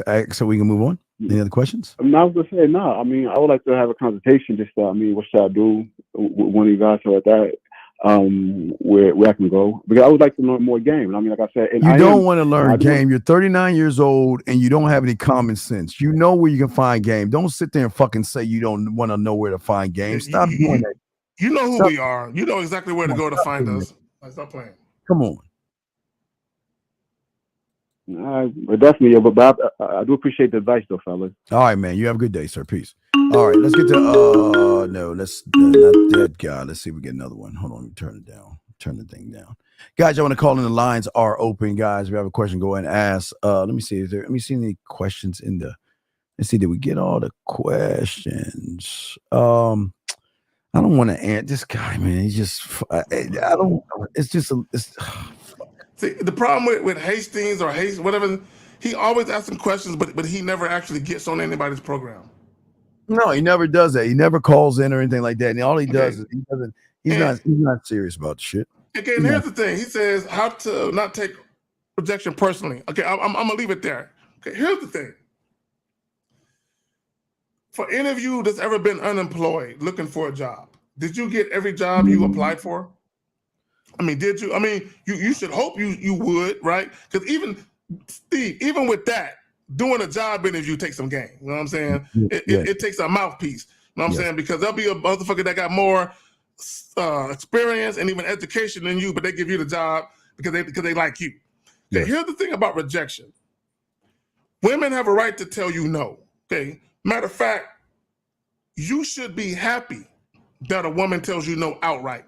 Because she could choose to manipulate you and play you, and you'll end up like those viral clips, with you flying chicks out that don't want to fuck, or you taking a woman to an extravagant dinner, and you're making a video about how you don't want to pay for her plate because you don't want to fuck. You could be one of those guys. See, those guys, they were rejected from the get-go. They just didn't know it. This is what a lot of you guys don't understand. When women choose to deal with you, When it comes to sex, they already rejected you sexually. But they'll continue to deal with you because you lead with your wallet and you appear to be generous with your date offers. So they'll deal with you because they'll utilize you. Rejection is not personal. I want to know, this is what I want to know, Steve. Guys that take rejection personal, I want to do a poll. How many women told you, I'm rejecting you because you're ugly? How many women told you that? Women typically don't do that. So why would you take it personally? Because you don't know why she's rejecting you. You got it, fam. God damn. Yeah. Well, you losing. Okay, Hastings. Again, we go over this shit over and over and over and over again, and for some reason, it just doesn't. I don't understand why it doesn't sink in with you. You don't get rejected from women, dog. That's not your fucking problem. Your problem is you fucking reject yourself, dumb fuck. All you do day in and day out is bitch like a woman. Day in and day out, you can't delegate anything for your fucking self. Day in and day out, you have no influence over yourself. You can't lead yourself because you're not even an example of what a man should be. Day in and day fucking out, you don't take fucking risks. You don't have any fucking standards. You're not decisive. All you do is focus on fucking results. A fucking woman fucking rejecting you, then that shows me when she gives you a little play, you ain't gonna know what to do with the pussy because you thinking you won the fucking lotto, which is then is gonna worry you anymore because then you're gonna be like, well, what do I say to her? What do I do to her? How do I say it? And why do I say it? And then all you're going to do is ask her a bunch of who, what, when, why, where questions. And then you're going to feel pressure to take her out to dinner. Thus, when you go to dinner, you're going to sit in front of her and let her look at her phone. You're going to look away and you're going to ask a bunch of dumbass questions again. You're just, listen. In life, everybody can't be a man, brother. Everybody can't get pussy. Everybody can't get multiple pieces of pussy. So you just have to understand, you're just going to have to wait on your balcony for some woman to have enough pity on you to fucking give you a pinch or a crumb of her fucking time and attention. And that's going to be your fucking life. Because that's who you are, dog. And you need to wake the fuck up and see that you ain't shit. And I say that with love, of course. Zag, shit. I'm just trying to figure out why guys don't understand that no guy bats 100 for 100. I know. We always, dog. There is no guy on this planet that fucks 100 out of 100 chicks. It ain't happening. Not happening at all. Not happening at all. So, and I don't even like to use the word rejection. I like to say we're incompatible. As soon as I step to her, either her or myself or both of us realize we're not compatible. That's why she's turning me down. Exactly. Because truth be told, there are women who are actually sexually attracted to you that might reject you too. Okay, and the reason they might talk about that, yeah. The reason why some women, see, this is what guys don't understand. Okay, and I think Lucario spoke to it the other day, or maybe it was the day when y'all was doing y'all show, where you can get rejected, but the woman is super pleasant. Like a woman will be like, damn, if only I met you 3 months ago. Right? She's basically telling you, I'm interested, but I met this guy and I'm trying to give this situation a time to work out. And that's where you be like, hey, look, I respect you. I see you got a thing going on with your dude. You're trying to make it work. I respect that. Look, relationships are beautiful. Love is beautiful. But look, if something happens and you need to change your pace, here's my number. Zag, let me warn them about something that they go ahead, man. I need to give y'all something to understand. Once you get in and start learning game, you're not going to get rejected because they don't want you. You're going to get rejected because they do want you, because they cannot control the want or the feelings they have for you, and it's scaring them so much that they don't want to fuck with you. They're going to be, gentlemen, they're going to be women that's not going to want to fuck with you, because women love, I think about it, if a woman has controlled all you suckers all her life and runs into us, she doesn't want to give that control up. Some women are not going to want you because they don't want to give the control up. Some women are not going to want you because, you know what? They're starting to care too fast. They're starting to fall in love too fast, and they cannot accept that, you know what, I can't have all of you. I want all of you, and I can't deal with not having you around. I can't. And listen, some women are going to reject you because they're going to say, you know what, I hate fucking waking up every morning thinking about your ass. Why? You know, I got these priorities, right? So let's look at it, Zach.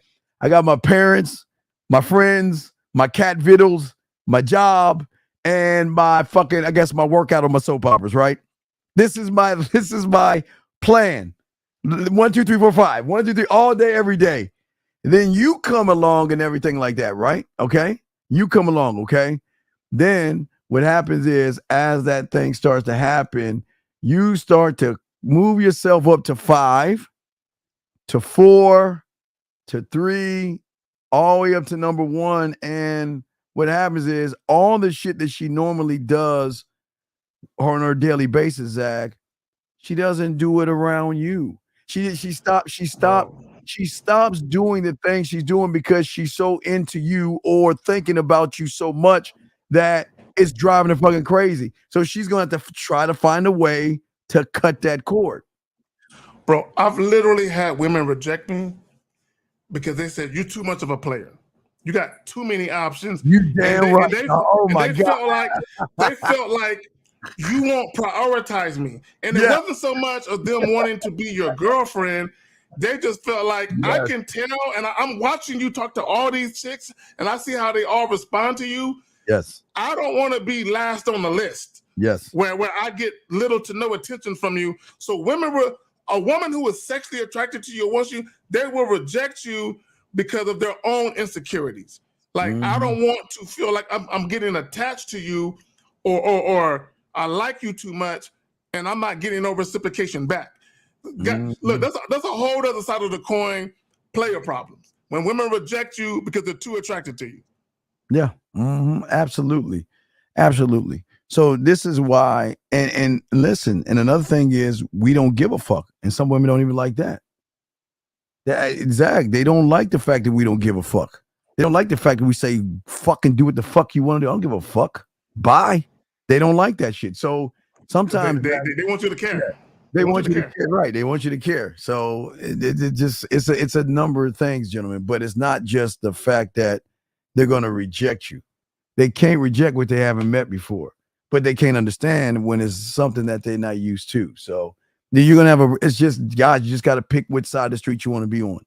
Because as I told you before, you get on our side of the street, I'm telling you, when suckery season rolls around, all you guys out there, y'all not used to women that want to, it starts Thanksgiving. There's going to be, you guys will be women that's going to want to cook for you, women that's going to want to take you to meet their parents, women that's going to want to spend time with you on Thanksgiving. Then after Thanksgiving, Christmas rolls around. They're going to want to see you. They're going to, Zach, they're going to be women that want to spend Christmas Eve with you, that they want to spend Christmas Eve. That's it. Then they're the ones that want to spend Christmas Eve that roll into Christmas Day with you because they want to wake up with you on Christmas Day. Then you're going to have the ones that want to spend Christmas Day with you, Zach. And then you have the ones that say, well, okay, I can't get Christmas Eve. I can't get Christmas. Can I get the 26th or the 27th? Then you have New Year's. Same thing. There's going to be the ones that want to spend New Year's Eve with you. Same one, New Year's Day. Same one, roll into the New Year with you. Same one that wants to see you on the New Year, or someone that wants to see you after that. So, hey, Zach, not to mention your birthday. We haven't even said birthday yet or Valentine's Day yet. Bro. So they don't understand. They have no idea. Or when you're the side dude and the woman is out of town with her man at his family's house on Thanksgiving and Christmas, and she's calling you. She's calling you while she... Look, let me tell you something. There ain't nothing more scandalous than a chick you fucking... I love it. And she calls you on Thanksgiving because she would rather be with you, but she knows she got to do the dutiful thing, play the dutiful wife. Right. and she call you on Thanksgiving Day, and you be like, "What's up? What's going on with you? You back in town already?" "No, I'm still out of town. I'm still in Austin or Houston or whatever it is. I'm with his family right now." "Girl, where you at?" "Oh, I'm outside talking to you. Just still inside."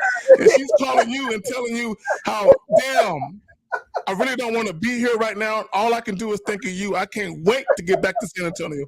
I literally had chicks call me on Thanksgiving, Christmas, and she's out of town with her man at his family's crib, calling me on the day she's supposed to be spending time with that nigga. I just want to let y'all know that. Hey, also, Zach, they're like, for me, because they're like, "I can't even watch the game because if I watch the game, I'm wondering what are you doing when the Cowboys score a touchdown and what are you doing?" I mean, I can't even watch fucking. Every little thing reminds you of them. Reminds you of them. Yeah.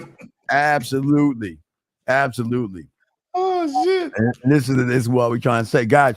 Y'all have questions, let us know, guys. Y'all call in.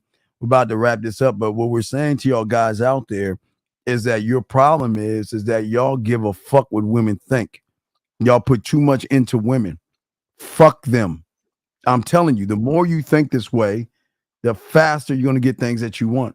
And this is what they don't understand. This is what those who are gamed up, they don't understand, because we keep that shit a buck. And what people don't understand, because when they listen to us talk, they think we're being mean. It's not about being mean. It's about being about us first. Me first. You know what I'm saying? And then let me just say this. Everybody is selfish. Don't get it twisted. When everybody act like they're selfless, I'll put other people first. No, the fuck they don't. Everybody put themselves first. Don't get it twisted out here. So when we talk the shit that we talk, it's not about being malicious in any way. We're serious because we're all about what we're trying to do. And let me just say this. I promise you, I gotta look at the camera. If you don't deal with women on your terms only, you will suffer. All the time. You will suffer. Your way or the highway. That's it. You will suffer. You got to deal with women on your terms. And in spite of what women say, when they come across that dude, they're willing to do that. Mm-hmm. But when they come across you and they don't feel like you're that dude, they're going to want to impose their will on what you're doing. They're going to want to implement their agenda. That's going to happen. So, do you ever reset your roster? Yes. Well, it's fun. It's fun. It's always fun to get rid of them. And gentlemen, don't get it wrong. Women do, not all, I can't generalize, but women do the same thing, man. They clean their closets out and all that other stuff, man. It's great. Yeah, it's great. Guys, it's what we do. Because, okay, Zach, you know how great it is when they worry about is today the day that I'm no longer going to hear from you anymore. They're waiting for the axe to drop. They're waiting for the axe to drop. They literally waiting for the fucking axe to drop because they know what's coming. Yes. And that's the cool thing, Don. Yeah, absolutely. Absolutely. Beautiful Marie, stop it. Beautiful Marie, stop it. It's talking about y'all brainwashing the term. Y'all stop it. Ain't nobody brainwashing the term. Let me see. What is he saying? So what do you mean by tight mouthpiece? Can you give an example from a movie? It's not okay, brother. It's I need to stop. See, Steve, you know what they're looking for? When we talk about mouthpiece, they're looking for magical words. They're looking for something to say where 9 times out of 10 it's gonna get you some pussy out of it. It's not about that. Yeah, hey, Hazen, ask yourself this $1 million question, then you'll get your answer. Can you make a woman play with her pussy without you being near her? Facts. Yeah, and that's there you go. So if when you telling her what to do, like you can see what she's doing with her fingers, you be like, hey, one finger, and she's like, I'm gonna need you to insert 2, and she's like, it's kind of tight, and I tell her, how the fuck you gonna take me if you can't take them 2 fingers? And she's like, what? Cause I ain't even fucked her yet. But she got 1 finger, and I'm like, and she's struggling to put 2. I'm like, yo, man, you ain't gonna work out too well if you can't put 2 in there. Oh man. Oh man. Oh shit. Oh my gosh. Oh my gosh. So that's a beautiful thing. Y'all just got to ask yourself that. That's all you got to do, H-Dog. You just got to ask yourself that question, guys. So last round of questions before we wrap this up, guys. Y'all have any other questions, go ahead and put a Q in there, or y'all can call in real quick and we'll take a few more questions. Or everyone calls if y'all have anything, something that no, Box. I'll tell them that behind the scenes. that a Zag, that entailed Xbox and a flashlight. So yeah, so yeah, a boxing. I don't have to, Hey, look. Let me tell you something. These women, there are certain women who are freaky and they've experienced certain things. Yes. But there are other women who are clamoring for a guy to open them up. Absolutely. So that way they can be free sexually. If you can grant a woman her freedom sexually, where she's free from judgment, and you be like, girl, all the freaky, nasty shit you've always thought about doing, we can do. All the freaky, nasty shit you've done, we can do. All the freaky, nasty shit that you never even thought about doing that I'm about to introduce you to, we can do. We can do. And we can do, and I'm not going to judge one. I'm not going to judge you not one time. Not one time. I'm not going to judge have fun with this shit. Oh, absolutely. Absolutely. Absolutely. Do motherfuckers even think about themselves as much as they think about women? No, motherfuckers don't. No, absolutely not. Absolutely not. Okay. Absolutely not. Okay. So that's what I'm saying. That's the thing. Absolutely not. Telling all you guys. Absolutely. Absolutely not. And actually, if you think about it, Steve, if you put yourself first, the woman automatically wins. If you put yourself first, yeah, absolutely. The woman automatically wins. See, when you put the woman first, she never gets the full Monty. She doesn't really get you. She gets the part of you that wants to satisfy and please her and do things at the behest of her. But when you put yourself first, she gets you. All of you, and then some. Isn't it great, dude? Isn't it great to do that? Isn't it great? Isn't it great to say, you know what? Who do I feel like calling right now? Who do I feel like saying hi? When you go to your phone, you be like, I wasn't really thinking about fucking tonight, but and sometimes, Steve, you don't even want to fuck. You just want to. I just feel like, I could watch porn and see a chick squirt. Yeah. Or I could call up this chick and make her squirt on the phone and get the real video. That's kind of like that's kind of a any mini mo. Yeah, it's any mini miny mo. Oh, shit. That's just how you choose. So once you there you go. You do that. So all right. So Zach, do you have anything that you want to let them know how to get at you? I just want y'all look. Y'all wasn't doing a lot of donating, so at least donate a like. Because we're talking some real shit. Look, y'all won't hear what me and Steve been doing the last 2 weeks. Y'all won't hear people be this candid. Because they're afraid to be this candid. Yes. Because the reality of it is, a lot of these guys, they are afraid to show people who they really are.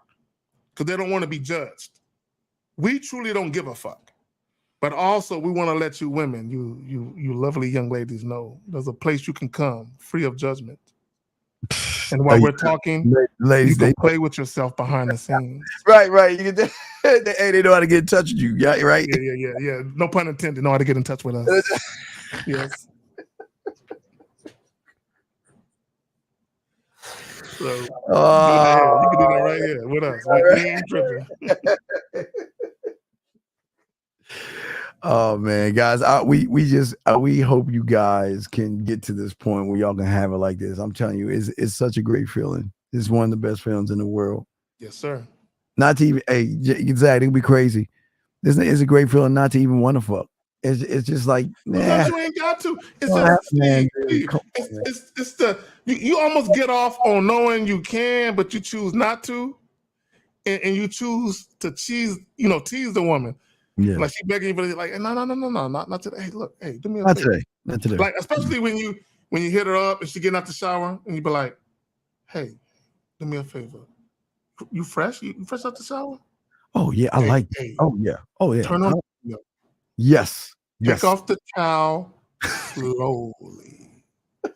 And then you directing her to show different angles in the camera, like she in a porn video.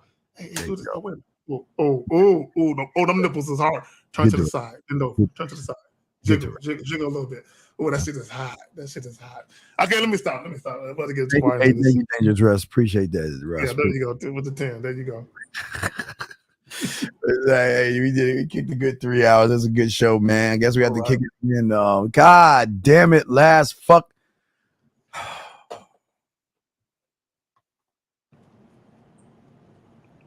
Zach, you can answer this. All right, so what's wrong with being thirsty? Wouldn't thirsty make you want to go harder? Man, come on, bro. Man, okay, first of all, no, bro. Being thirsty is a turn. Being thirsty is a sign that you're not used to getting women. No woman, look, let me tell y'all something. No woman wants to deal with a dude who is not used to getting women. If she can help it. You know what I'm saying? Exceptions aside, especially when it comes to sex. Because this is what women know. Y'all don't understand that women recognize patterns of behavior. Meaning the way that you talk, the way that you conduct yourself. Like Steve always says, they've seen you before. They've seen the clingy types. They've seen the stalkers. Okay, the guys that do all that goofy shit. They've seen it before. So when you're thirsty, and because it's one thing letting a woman know that you desire her, and then you walk away like on some, hey, if you with it, you with it. If you're not, you not. So she knows, damn, he gonna act like he desires me, but he can care less if I desire him back. Damn. Versus you being a guy where you're damn near begging for it. You're damn near pleading with her to give you a shot at fucking her. No woman wants to deal with a guy like that. Because there's something about you that's scary and creepy. Yeah, absolutely. Hey, listen, Zay, what I say to you before we wrap it up, I say just be thirsty. I be thirsty. There's nothing wrong with it. You're right. Dog, be thirsty. Yeah, just thirst, run behind these motherfucking women, kiss their asses, beg, submit, and give them your fucking balls. So just do it, dog. You're right. You're right. Just be thirsty. Just keep doing what you're doing. I don't want to. God forbid what we're saying. We don't want to change your mind. Just keep doing what you're doing, okay, buddy? Just keep being thirsty. You're the guy they call security on. Security. Yeah, just keep following me around the bookstore for 30 minutes, just staring at me. Yes, exactly. You're that guy. See, and Renee accepts you. See that? Renee accepts They dudes are weird, bro. They don't understand why they have trouble with women, because women see you coming from a mile away. They've been seeing you stare at them for 30 minutes. And then now you want to walk up and talk to them. Yeah, just be thirsty. Like, what the fuck? He says words. They don't want you because number one, you're scary. Number two, you have stalker vibes. He's been how do I not know he's been fucking filming me the whole time while he's been following me around the fucking store with his stalker ass. Yeah, this ain't for you. Say this ain't for you, dog. You're in the wrong place, brother. Anyway, all right, so we're gonna wrap this up with my dog Zach, guys. We'll see you guys next Tuesday night, man. We out this bitch. We holla at y'all. Peace.